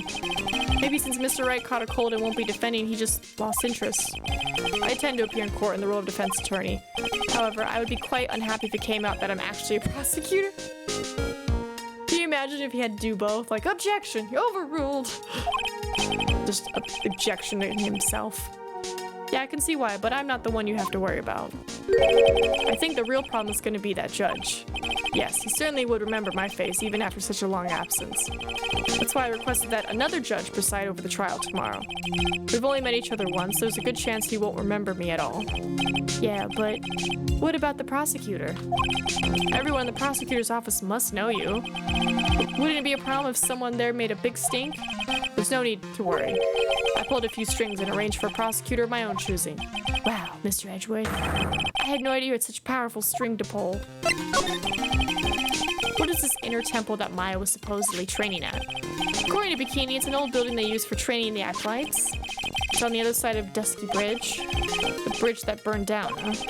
Is there anything else on the other side of the bridge besides the inner temple? Nope, nothing. Nothing. The other side is surrounded by cliffs on all sides. In a way, it's kind of like a little island out there.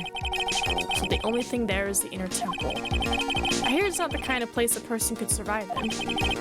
Please be alright, Maya.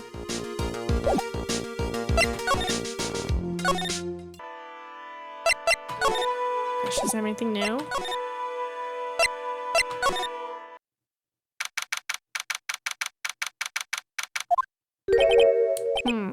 I don't see Larry anywhere. Maybe we scared the poor kid away. His heart was shut tight with a number of psycho locks. I guess I'll have to look for him now. What a thorn in my side. He's probably at the detention center. Okay, nope, still good.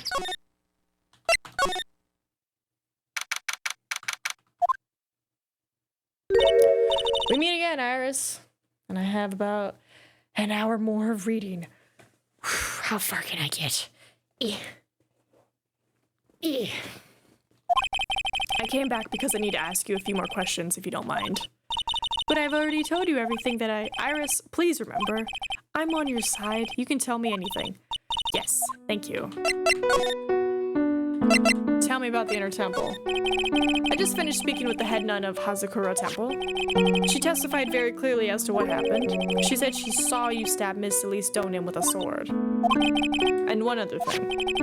She said that when Maya Fey began her training at the Inner Temple, you were there as well. What? When I spoke with you last, you claimed that you never went to the Inner Temple. And yet Sister Bikini says she met with you at the Inner Temple that very night. But I didn't go there. I didn't go to the Inner Temple last night. It looks like she's unwilling to tell me the whole truth. I wonder if I'll find the answers I'm looking for if I break those psycho locks. Alright, let's get going.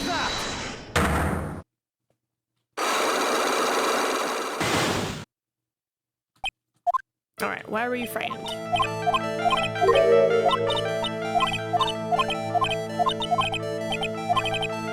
Okay, I'm thinking it's the note, right? Take that! I found this in the main hall. It is addressed to you. Well, Iris. Why? Why are you glaring at me like that? You were scared of the blackmailer who wrote this to you, isn't that correct?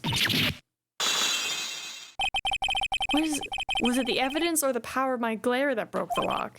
Oh well, I don't suppose it matters either way. But, Mr. Edgeworth. Yes? I thought that letter was just someone playing a prank on me. A prank? Well, yes. After all, even if I did have a secret, there's no one to tell it to that would cause me any grief. I wonder about that. Sister Bikini's like a mother to me. I would never hide anything from her. No, you may not have anything to hide under normal circumstances. However, last night was different. Unfortunately, I don't know the exact nature of your secret yet. However, whatever it is, there is one person you didn't want your secret told to. What is it, Phoenix? Take that! Nice. Phoenix Wright. You mean something to Wright, it seems? And I can tell he holds a special place in your heart as well. That's why you didn't want him, of all people, to know your deep, dark secret. Well, what do you have to say? I should have expected as much, especially from a friend of his. What are you talking about? After dinner, this letter was waiting for me in my room. As I said, I was frightened by it. What is this heavenly hall the letter mentions? It's a small mountain shack at the base of Dusky Bridge. A small shack, huh? It's more like a broken down shack that no one would ever want to go near. Where is it on this map? Is it?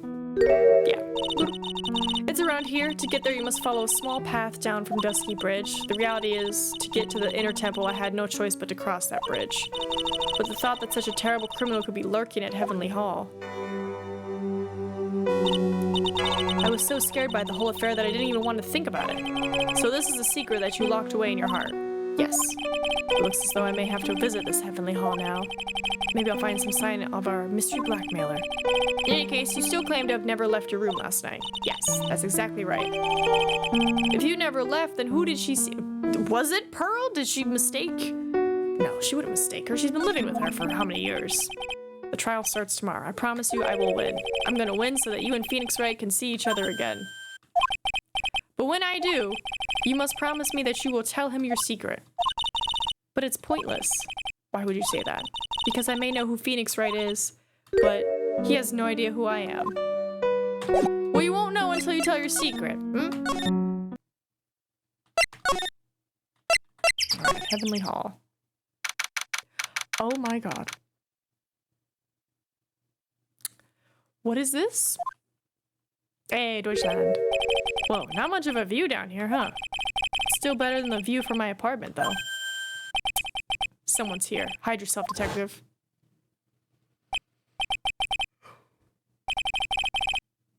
Is it? Yeah, it's him.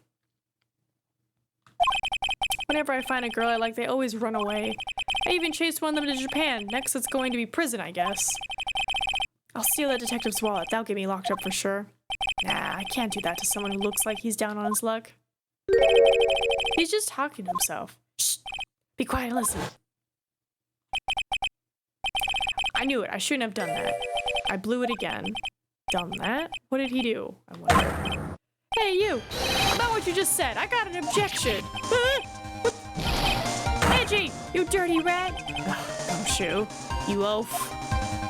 I'm sorry, sir. Before I knew it, I was shouting out objection. And in a loud, commanding voice, too. I even pointed with my pointer finger. You've watched too many trials. I'm sorry. Okay, Larry, the jig is up. What have you got to say for yourself?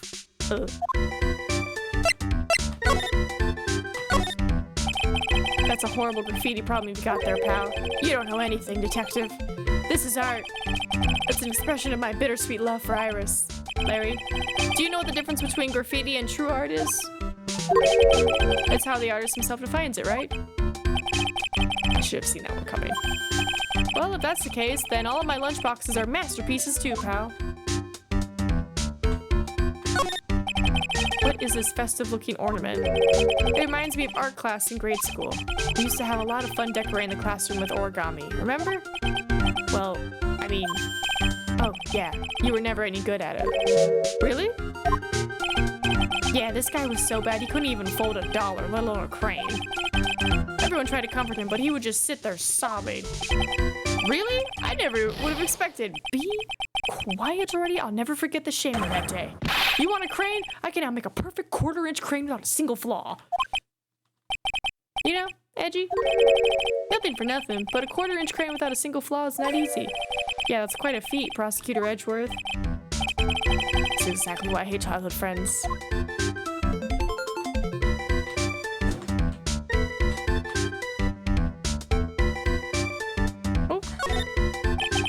This is the Eagle River, sir. It runs pretty fast, so it doesn't ice over, even in the winter. If it had iced over, Wright would have been in some serious trouble. You're right about that. He would have landed on the ice and slid downstream to who knows where. Not exactly what I meant, but alright.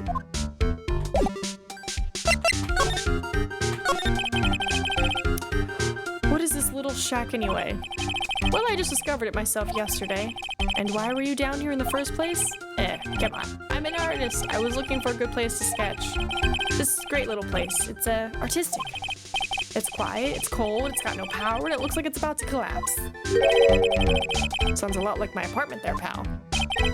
One thing's for sure, no one is likely to show up and disturb you here. So, can I get you something to drink? Some hot water, maybe? He's getting all buddy-buddy on us, sir. Listen to me, Edgy. You've got to do this. You've got to save Iris.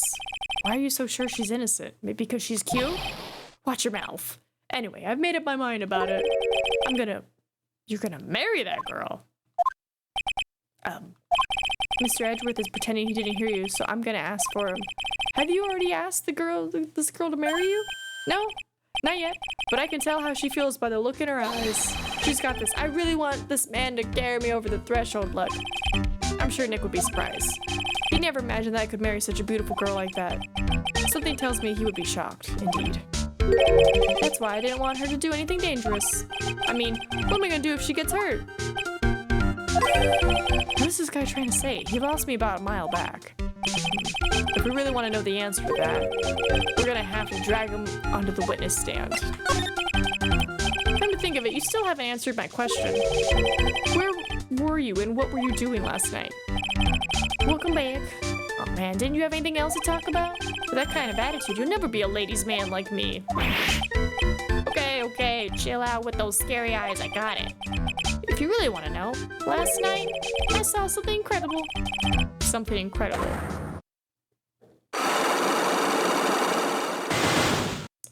I am enjoying it. I thought freaking Nick was dead for a hot second. I was like, oh my god, he's dead. And then I'm just also like, how does Larry have Edgeworth's international number?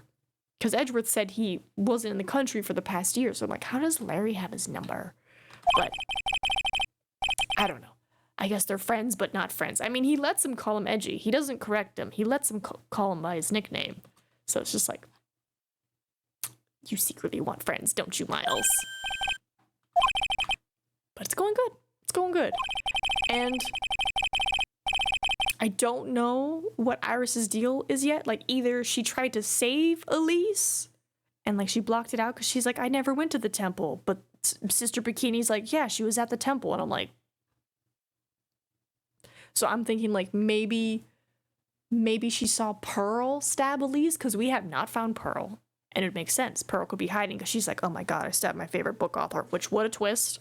So I'm over here trying to figure out who done it. Like, was it Iris?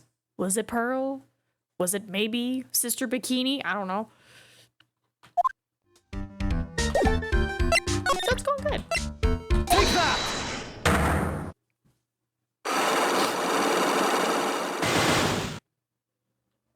Alright. Night of the crime. Tell me what you really saw. Right, we know this. We just didn't have the item, right? Around 10, start thundering, zing. Yeah, we know this.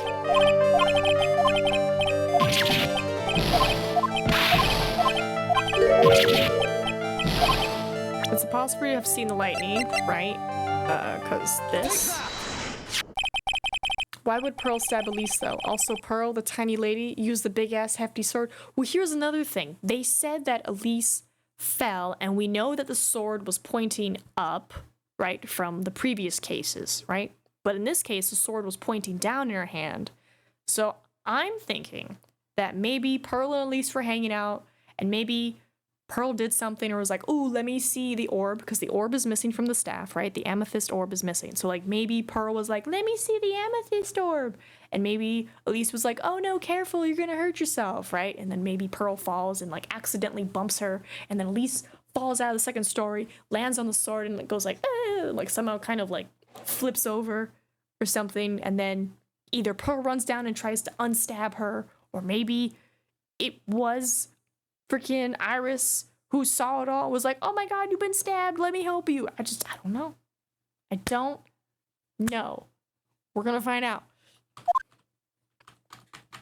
Alright, we know all this. It's just we didn't have the heavenly place unlocked yet.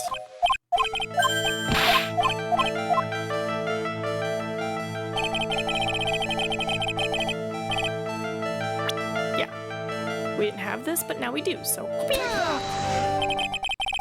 The place you saw the lightning strike from was naturally Heavenly Hall. Why would I be hanging out in this old shack? It's freezing cold, there's no electricity, and it could fall apart any minute. Larry, how do you know that anyway? How do you know there's no electricity? After all, it's not that dark yet. Uh-oh. In other words, you have just provided evidence to prove my theory. My theory that you've at least once in your life visited Heavenly Hall after sunset. Reverse.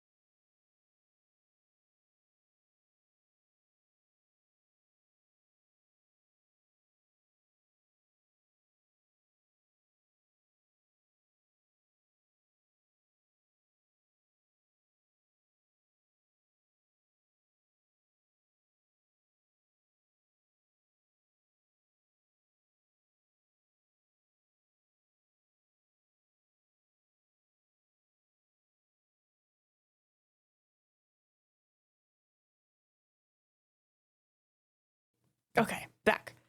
I have to admit I'm impressed, Edgy. You're in a totally different league from Nick. That's nice. Now tell me, what were you doing at this cold little shack last night? Sorry, Rumi was telling me a funny story. That's what you might call a fair decor. I think you mean a fair decor? Could it be you were waiting for someone? Oh no. You really are one scary guy, you know? I believe that last night you were waiting for this person to come meet you. Did he accidentally, like, try to write her a cute note, but she thought it was something else? Did you write a note to Iris? I'm gonna be munching, so you're gonna have to read.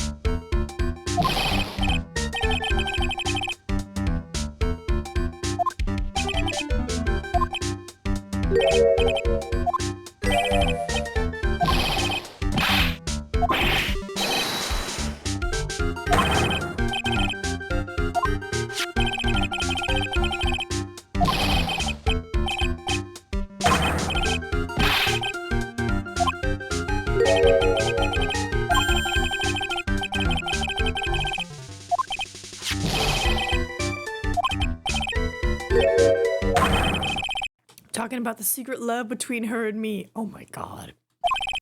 Obviously, she wouldn't want an old lady bikini to know about it, right? About our hot and sour, bittersweet love affair. What is he talking about? Alright, then why did you send a love letter in a business-like manila envelope? Give me a break. It's not my fault I didn't have any other envelopes. Then why were you so quick to apologize? It's because Edgy gave me that scary look of his. What's wrong, Edgy? Why are you so quiet all of a sudden? That's it? That's what all these huge locks were about? I don't understand why you were so defensive. Well, I don't know either.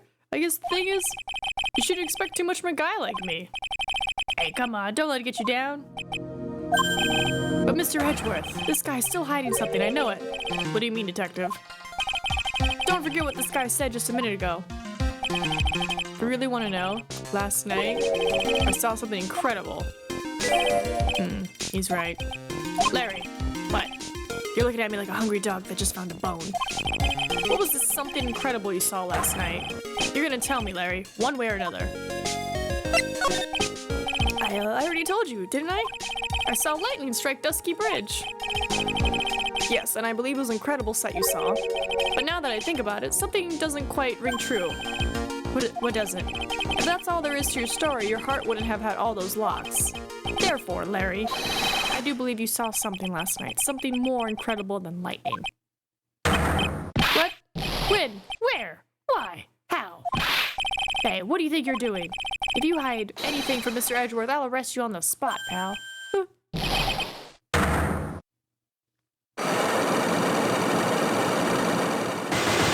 Oh my god. No! What's wrong, sir?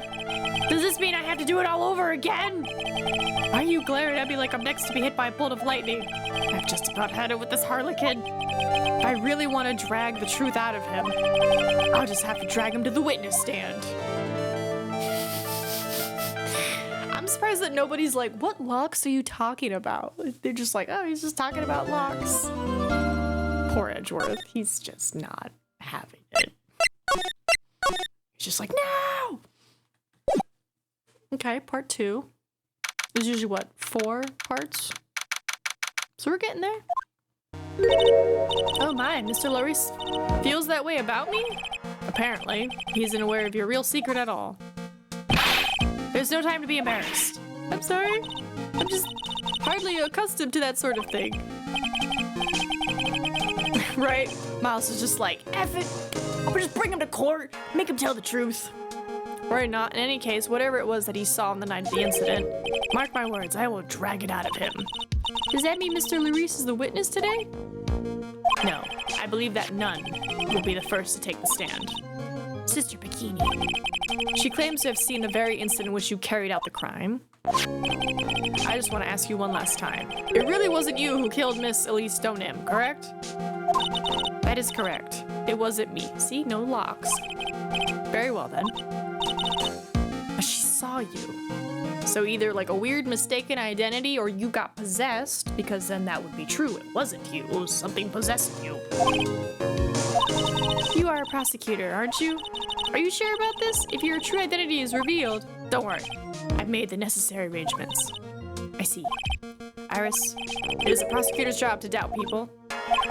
But right now, I am a defense attorney. A defense attorney's job is to believe in people, and to believe until the bitter end. That's what my friend told me once. Mr. Edgeworth. I simply ask that you watch and decide for yourself. Whether or not I am fit to do the task I have been entrusted. Very well, sir. I leave my defense in your capable hands.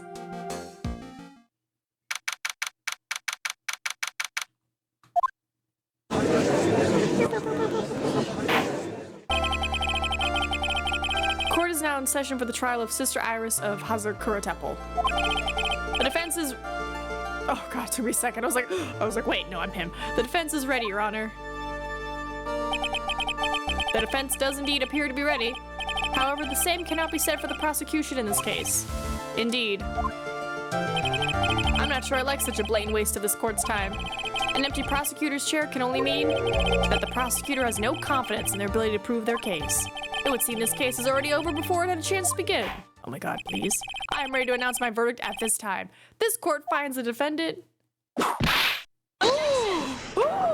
Francesca! Oh, shit! Oh, her theme has changed.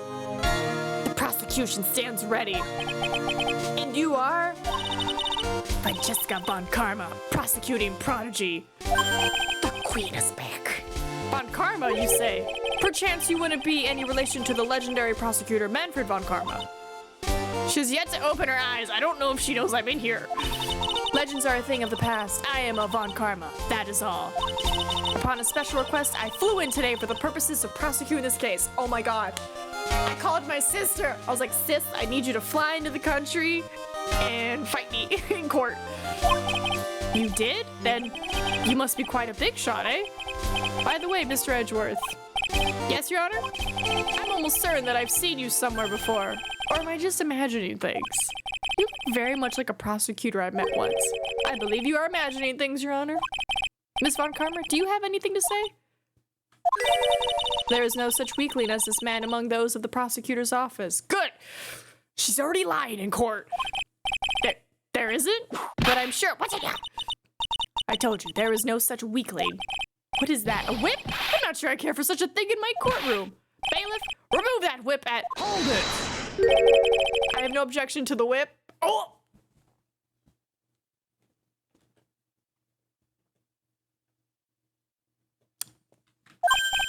You don't?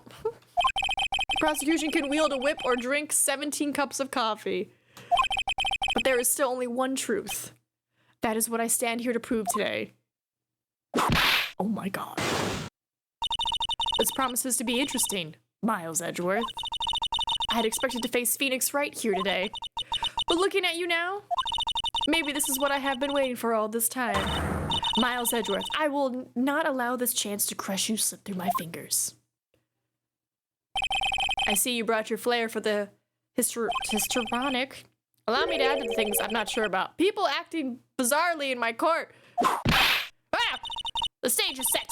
Now continue with the proceedings, Your Honor. I will say, he's got that, at least, where he's like, I don't know what's going on, why this is happening in my court. Very well, Miss Von Karma, please give an outline of this case, with as little whipping as possible. The murder victim is the famed picture book author, Miss Elise Donut. Dead. Her body was found in the Hazakura Temple courtyard. She had been stabbed through the torso by a ceremonial sword from a golden statue, who is holding it, as you can see, which is sus. Because then it's like, what the nun saw was like her not, but, yeah. The sword in this picture is the weapon in question, correct? Very well. The court accepts this photo of the crime scene. There's no mistake, this was the doing of Sister Iris. After all, there is a witness to her crime. Very well. Please bring this witness to the stand. And so it begins. My first and last trial as a defense attorney. You say it's your last, but you never know. Oh, she's... Witness, say your name and occupation, please. Somebody get her a stool. Hold on here. I'm not sure about being not sure if I care for this at all. Witness, please stand up nice and straight. If I recall correctly, there are a few milk crates in the defendant's lobby for our back pain plagued witness. Bailiff, fetch a crate for this poor lady, please. Just the... Once again, your name and occupation, please. Little old me? Well, I'm the head nun of Hazakura Temple on Eagle Mountain. My name is Bikini. You got it? Bikini, nice to meet you. Oh, I love how her cheeks jiggle. Uh-oh. But you don't appear to be wearing a bikini right now. Wow! The courtroom is in the Garden of Holy Judgment. Those with the lechery in their hearts should leave this sanctuary at once. You want me to leave? No need to get your bikinis in a twist. Let me tell you, I'm a sight to behold in summer. You know what? Kudos to Francesca being like, no pervy comments. And then kudos to Bikini being like, I have a body of beauty. And it's like, queens. Queens around. In any case, witness, I hear that you saw the crime take place on the night in question. That's right. I can still hardly believe it myself, to be honest. There's no way dear little Iris could do anything like that. Unless she got possessed. Let us hear what you have to say then. First, tell us about your own movements that night. Eh? Did we just become Canadian? A boot, eh? That night, I was helping an acolyte with her training in the inner temple, but, well, as you can see, my back likes to act up violently. So I left Iris to help the acolyte return to Hazakura Temple. There was no bath at the inner temple, you see, and I needed a long, hot soak. It was after I had finished, just as I was heading back. That's when I saw it. So it was simply coincidence that you found yourself returning to Hazakura Temple. Yes, you could say that. If my back hadn't been in so much pain, I would have stayed at the inner temple. Sounds like a pretty important statement she just made. There's only one problem with this testimony that I can see. And you're not about to fall at first hurdle, now are you, Miles Edgeworth? Mr. Edgeworth, please begin your cross-examination. Alright, where's the, her saying Iris showed up? Yeah, this, cause... Where is it? Right? Objection! Right. Witnesses have to undergo their own trials, I'm afraid. The defendant's fate rests on the powers of observation and memory, after all. Well, don't worry. I'm more than up to the task. I'm a woman of faith, after all, the head honcho of Hazakura Temple. In that case, Miss Honcho, I'd like you to explain something for me. The discrepancy between your testimony and that of the defendant's Iris. She claims that after ringing the lights out bell, she went back and stayed in her room. Which means she did not go to the inner temple at all. No. She said that? A defendant or a witness. Who is more likely to lie, do you suppose? The defendant is simply lying to cover her back. But that is completely illogical. The murder was committed in the courtyard of Hazakura Temple. Claiming that she went to the inner temple would make for a much better alibi. But that is odd. Whatever the reason, I can't believe that she would lie. She does indeed have honest eyes. Well, all people lie. This is my belief. Why am I the one being whipped in here? He's Canadian, yes. Okay, so that explains just the quick aboot. Got it. Anyway, neither the witness nor the defendant have any reason to lie, which means we must call your memory into question. Dear. You're older than me and yet you want to play that game, do you? What? Well, that isn't exactly what My memory is perfect, crystal clear, especially in winter. Then I suppose it's too early to end this cross-examination, eh? Mr. Edgeworth, if you're going to question the memory of this witness, you will need to show me a more decisive piece of evidence. Understood, Your Honor. I was naive to think that alone would do the trick. Then please add your comments about Iris to the testimony, and let us return to the cross-examination. That night I was helping an acolyte with her training in the inner temple. Well, as you can see, my back likes to act up. Iris came to the inner temple. She was dressed exactly as she had been at dinner.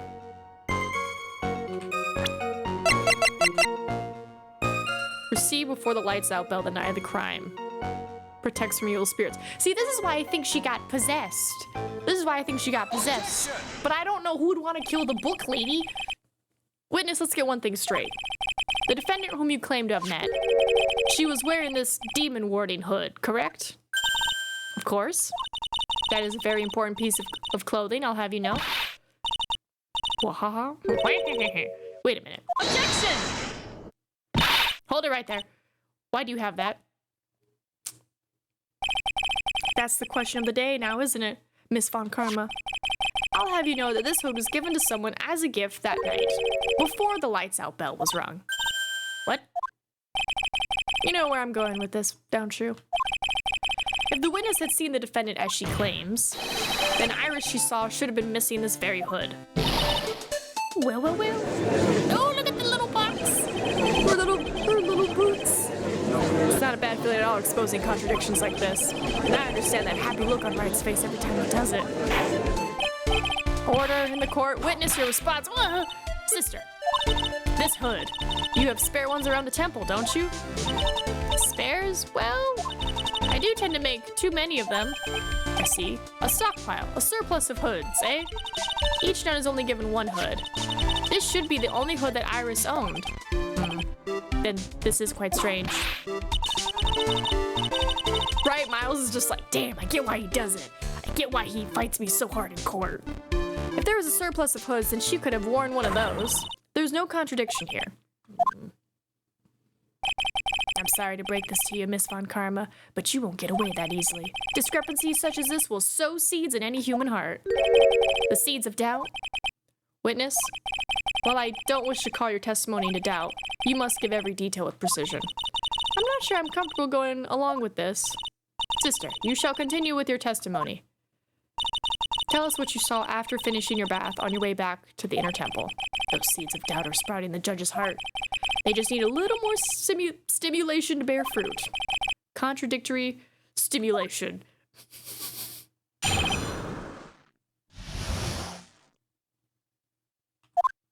Okay, I finished my bath around 11, and I thought I should return to the inner temple. As I was walking back, I heard a noise from the courtyard. I took a look, and Iris was, oh my, Mystic Elise. Mystic Elise, and with that sword of all things. Mystic Elise was staying in the corner room, which faces out into the courtyard. The stabbing I saw must have occurred after she was pushed out of her window. Hold on, what time did she die? 10 to 11. Okay, 10 to 11. Body fell 10 feet after death. Okay. If I was in your place, then it would be much like Miss Von Karma whipping Mr. Edgeworth in two in court. And me seeing it all from this very chair. Or, well, something like that. This judge. His imagination is about as vivid and creative as Detective Gumshoe. I would look the fool if I commented on such foolishness. Anyway, this case is mine. Miles Edgeworth. Calling everyone by their full name? Can't you do something about that habit of yours? Oh. After my bath. I finished my bath around 11. Well, see, around 11 can mean a little bit before or a little bit after. But if she died between 10 and 11...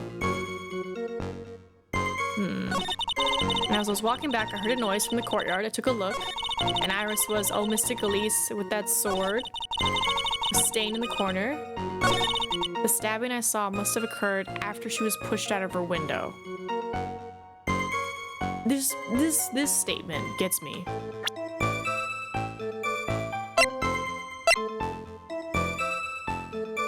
Loss of blood from stabbing back. Body fell 10 feet after death. Stabbing I saw must have occurred after she was pushed out of a window. So she died and then fell 10 feet. Okay. Objection! Impressive logic, that's what I like to say anyway. Oh, please do. My brain is something else, especially in winter. However, I think you're overlooking one thing. Miss Von Karma, would you be so kind as take another look at the autopsy report? The autopsy report? The victim did fall from a height of 10 feet. However, this fall was after she was killed. Which is why I think she landed on the sword and then fell. That's right, it says after death right here. The scene the witness claims to have seen is contradictory. If the defendant stabbed and killed the victim there in the courtyard, how did the victim then go on to take a 10-foot fall? Also, what a very, specific thing to say. Order! The victim was killed and then fell. And if that is the case, then the victim must have been killed in her room. Don't you agree? That is the logical conclusion. Yes, that's right. The victim must have been stabbed by the defendant in her own room. And she was then thrown out of her window down in the courtyard below. Were there any signs of a struggle in Miss Stonehim's room? She was stabbed with a sword. That would leave a blood stain, wouldn't you agree? Well, Miss Von Karma, was there any blood? No traces of blood were found in the victim's room. The whip has just caused traces of blood to be found on my glorious playoff beard. However, if there was no blood in the room... God, I can't read that fast. I'm sure there's no need for me to go over this, as I'm sure Your Honor is well aware of when a stab wound produces the most blood. When it produces the most blood, very little blood is actually lost at the moment of a blade's insertion. If you want to talk about when the most blood would be lost from a body, that would be when the blade is removed. Indeed, with the weapon still in place, it acts like a lid on the wound. That's true. With the weapon still in the body, there wouldn't be much bleeding, which is why if you get stabbed, leave it in until you get to the emergency room. Don't pull it out unless you have, first aid actively ready. You're like, oh, I got stabbed. I'm just gonna pull it out and be like, okay, now I'll go to the hospital. Like, no, like, leave it in, stabilize it, go to hospital. Perfectly reasonable line of thinking. We have come to a conclusion then. The victim was thrown out of the window with the sword still in place. This removes all the contradictions. Okay. Order. I must admit that this is a probable version of events. I'd expect no less from Francesca von Karma. She locates and takes control of every vital point. It seems that we need a clear testimony from the witness. Preferably just don't get stabbed up. I mean, yeah, that's the preferred option. But, you know, what if you're outside, you know, you're using a tool, you're maybe like doing some like woodwork or something. You're like, I'm gonna make a birdhouse. And then it just like, you cut something wrong and a wood piece flies and it gets in you and you're like, ah, there's a piece of wood inside me. Don't take it out. Leave it in. Stabilize it. Call emergency services. So it's more of like accidental stabbing. I would hope you wouldn't go and do something that gets you purposely stabbed. Stabbing is just not fun. It's just not fun. Remove all supposition on your part and tell us only the facts, please. Witness, please. Remain standing on the crate. Don't go selling me short now. The weight of winter snow has bent me out of shape, especially my back and my mood. Sister, please, give us your testimony. I will give you a vigorous massage once we are finished here. With the whip? Oh, boy. All right. Further details. Okay, we got 30-ish minutes. We're doing good. When I looked across the scene, the sword was already in place. Thinking about it now, I didn't actually see her stab Mystic Elise. I've never seen so much blood before. That's when I fainted. You can't blame me, can you? And when I awoke, Mystic Amy was stabbing Mystic Elise through the back. That is odd.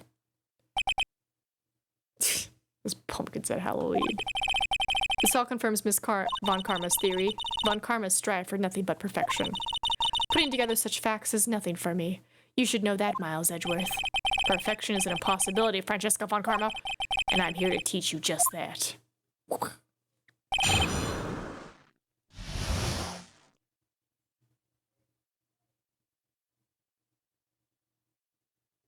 Neighbor's dog. I think the blood thing, because like we just had this whole big discussion about blood. I feel like this is something. So you're saying that you saw the victim's blood? That's right. Some of it had splattered onto Iris too. When the defendant was arrested, she was meditating in her room, and her blood-flecked clothing was neatly folded in the corner. What? Her clothes were blood-flecked as well? That seems quite conclusive to me. What should I do? Press this point further? Yeah. Going back to your previous statement, you said that you saw little bleeding when the victim was stabbed, but now you say you saw the victim bleeding? Well, I say what I saw is what I saw. What did you see?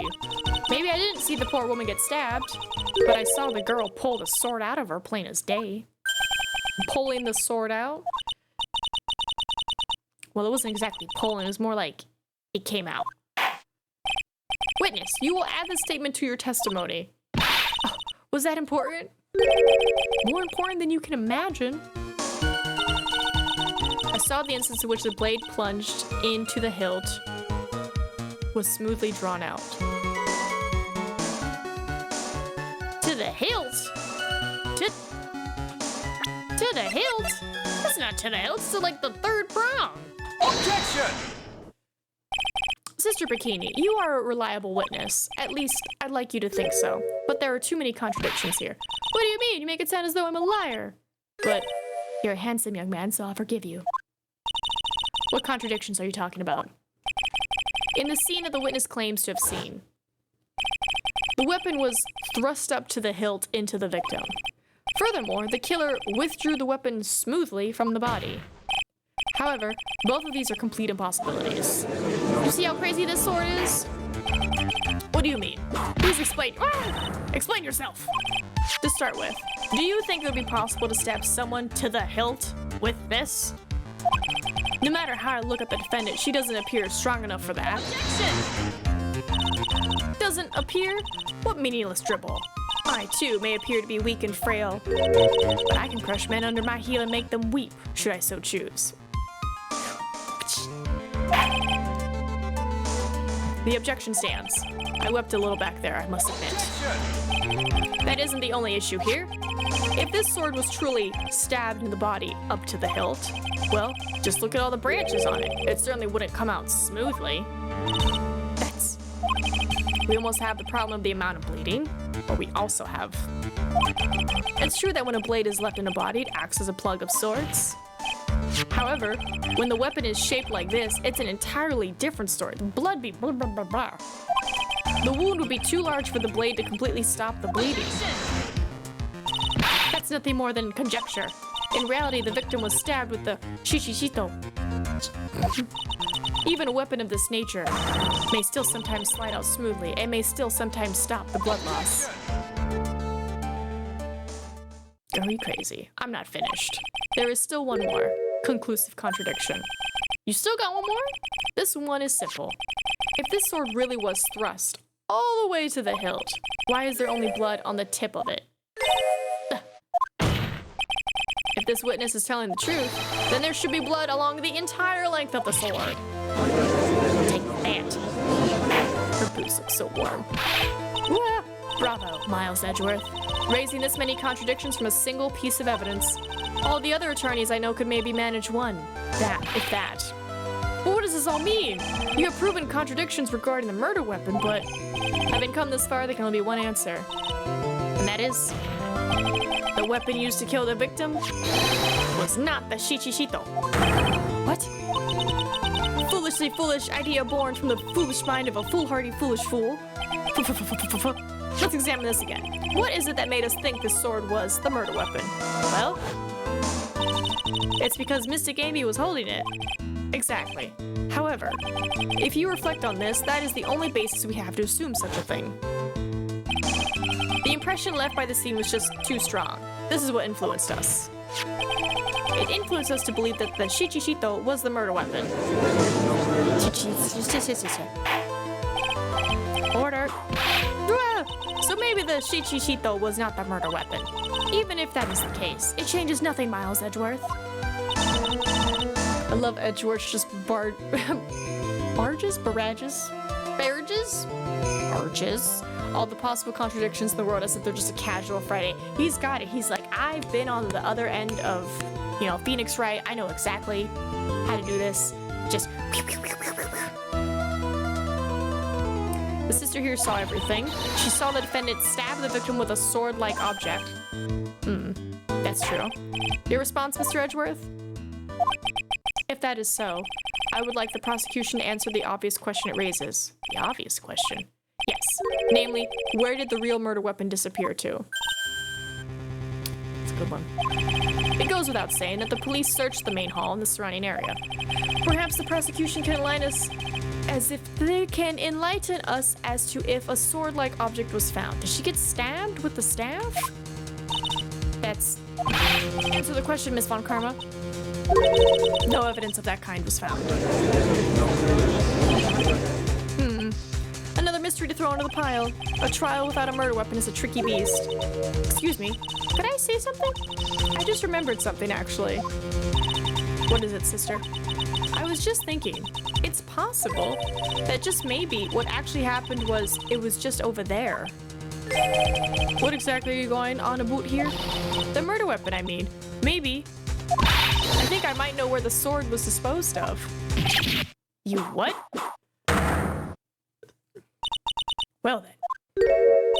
I think we need to hear testimony from you one more time, sister. Impossible.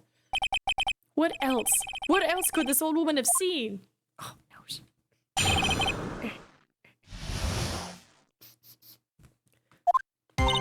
I saw the murder at around 11 p.m. and after asking that it be reported, I went out to the main gate, and there I saw tracks that indicated the snowmobile had been used.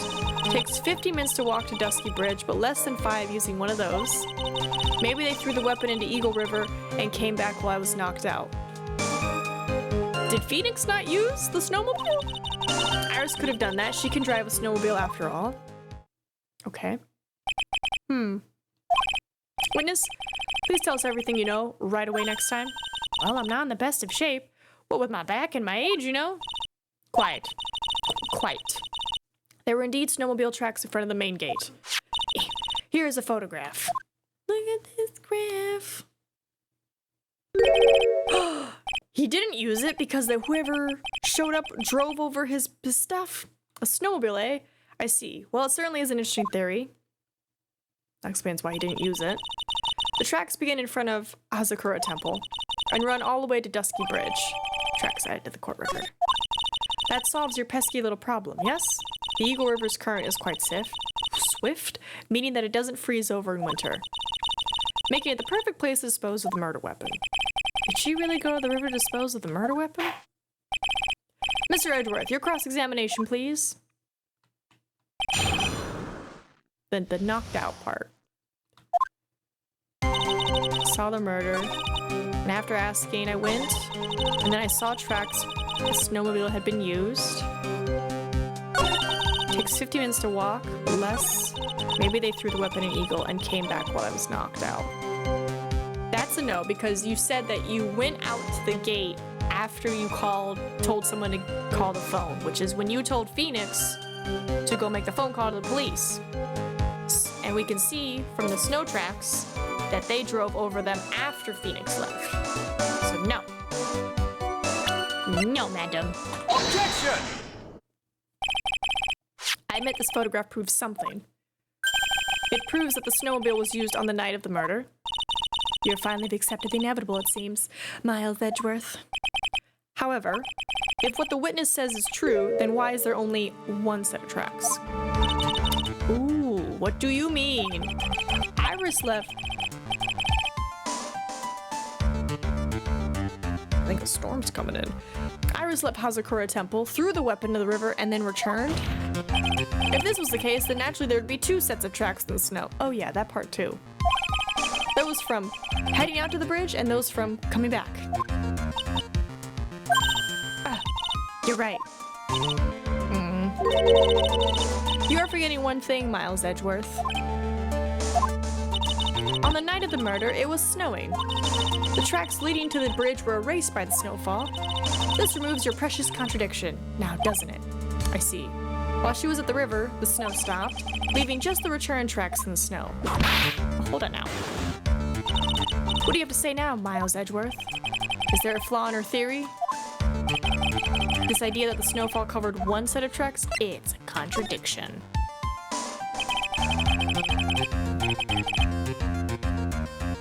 What's going on out there?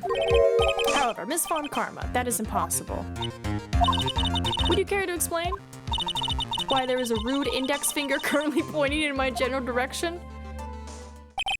No need. The evidence will do all the talking for me. On the night of the murder, the killer went to and returned from Dusky Bridge. In order to dispose of the murder weapon, the outgoing tracks were erased by snow.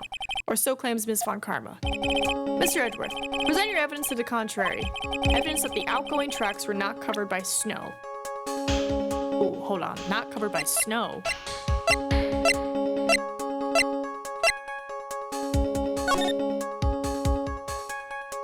Snow. Occasional lightning strikes. Is it this? Take that! Witness, please tell us again what time it was when you witnessed the crime. Like I said, it was around 11. Of course, this means that the weapon was thrown away after that time, correct? On that note, please take a look at this data. It is the weather report for Eagle Mountain on the night of the murder. The weather report? Snow started to fall at 7 p.m., but it stopped at around 10:50. Therefore, when the sister witnessed the crime at 11 p.m., the snow had already stopped falling. It is impossible for any tracks made after that time to have been covered up. Like, this is the route we're going. I was just gonna go with the feet route, but this works too. Very well then. Looks like Miss Von Karma's claim has been snowed in. Oh my god, he did a pun. It's too soon to be closing this trial due to snow. All this talk of snow is perfect because we got a vortex coming. Miles Edgeworth, how pathetic of you to rely on the weather of all things. Answer me this, then. When is a weather report ever correct? Oh, no, you got it all wrong. This isn't a forecast, this is actual data. Forecast data, all weather reports have some inaccuracies. It may have still been snowing in the vicinity well past 11. It's true. We cannot be totally sure. What? How did she pull that off? It had stopped snowing at Hazakura Temple when the murder took place. You need to provide conclusive evidence of this. I've come this far. There's no turning back now. Very well. I, too, cannot allow any doubt to remain concerning this testimony. You can't back down, can you? Such a perfectionist, Miles Edgeworth. Very well then, Mr. Edgeworth. Where is your evidence that it had already stopped snowing when the victim was killed? Wasn't there snow at the crime scene?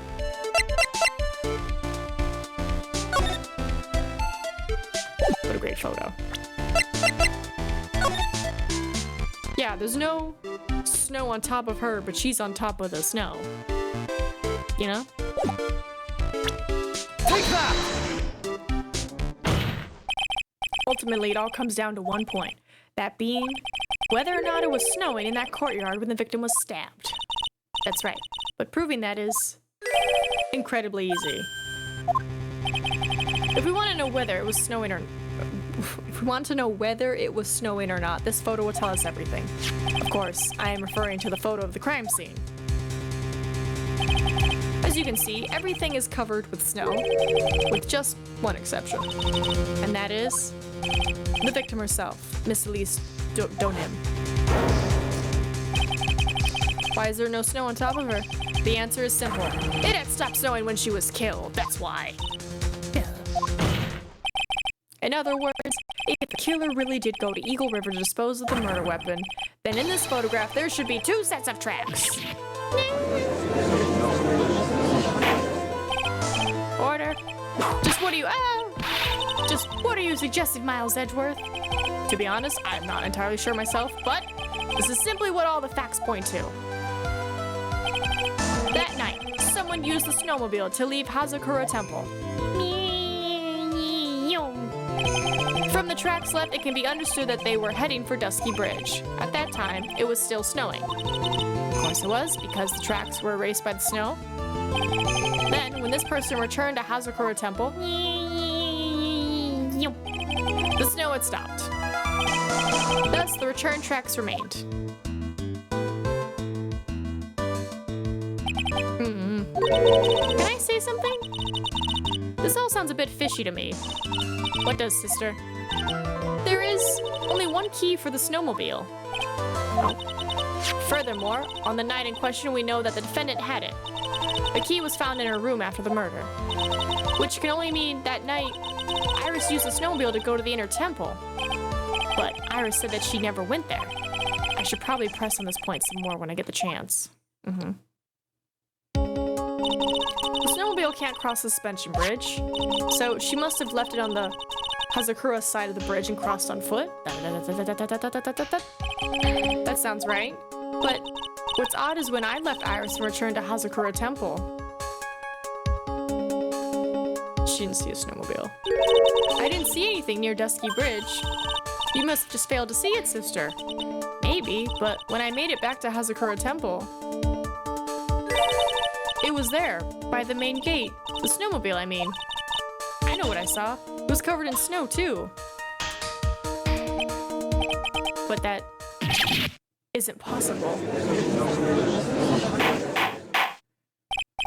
Order in the court. What does this all mean? So then what was the snowmobile used for? It wasn't taken by the defendant when she went to the inner temple. If it had been, then the witness couldn't possibly have seen it by the gate. Furthermore, it wasn't used by the killer to dispose of the murder weapon. If that was the case, then there should be 2 sets of tracks in this photo. All we know is this. After it stopped snowing, someone used the snowmobile to return to Hazakura Temple. I never thought a simple snowmobile could cause so much trouble. I don't know. I think we've learned all we can from this witness. Yes, I have nothing more to add. I've told you everything that I know. Oh, nice. $0 delivery fee when you buy any Cantina chicken meal from Taco Bell every Sunday, Monday, and Thursday. Through tomorrow. Well, that seems like a very late ad. Then, that still leaves us with the same problem. If only there was someone, a witness who could testify to having seen the snowmobile. Oh my god. A witness. Was there no one out, walking perhaps, near Dusky Bridge on that night? I don't think that's likely. It was cold enough to freeze your ears off. Only an idiot would go out wandering in that. I know the idiot. Unless they had something really important to do. That's a shame. Hold on. Something is coming to me. An idiot may well have gone wandering out at that subarctic night. Your Honor, actually there just might be one individual who may be of help to us. Really? You know of someone who might have seen the snowmobile on the night of the murder? I don't know for sure if he saw it or not, but there are two things about him that do come to mind, which are, first, that he saw something incredible on the night of the murder. And the second being, this individual that I am thinking of went wandering around outside on that cold night. In other words, he is our kind of idiot. Mr. Edgeworth, who was this idiot you're talking about? Take that, Larry. This guy must be a product of Jean-Luc de Leduc's Guide to Obnoxious French Painting. This is Larry Butts, a disciple of the victim, Elise Donen. Her student? Interesting. And why was he wandering about outside on the night of the murder? That's... I could tell them all about his designs for Iris. You could. But it may cost us his credibility as a witness before I even call him. He is, after all, an artist. He was perhaps searching for something in the snowy scenery that would move him. Although I cannot guarantee that this is the reason. And so, this unfortunate, unreliable-looking man, what exactly was it that he saw? Something incredible. I intend to extract that from him, right here in this courtroom. Summon this youth as a witness immediately. I have no choice, do I? I believe he is in the gallery for this trial. It will not take long to summon him. Very well. Larry. You may have escaped me yesterday, but today I'm going to get everything out of you. This court will now adjourn for a 20-minute break. Ms. Von Karma, please see to preparing the next witness. Understood, Your Honor. Good. Well then, court is now in recess. Sometime. Like what, less than 5-6 minutes? But it's also saving right here, and I think for memory's sake, because tomorrow is Monday, we're gonna stop here. This is a really good stopping point. We are gonna stop here. So sweet. Part 2, so it's really good. Let me just get some music going. There we go. Get her tunes going. All right, you lovely humans. Thank you for sticking around. Look at that. We were able to finish episode 4, and now we're on the last episode, and we're already in part 2. I think we're doing great. But thank you, everyone. And I will see you Tuesday for more Phoenix Wright, and I'll see you tomorrow at INN for Puzzle Agent 2. So, Mousy. Bye-bye.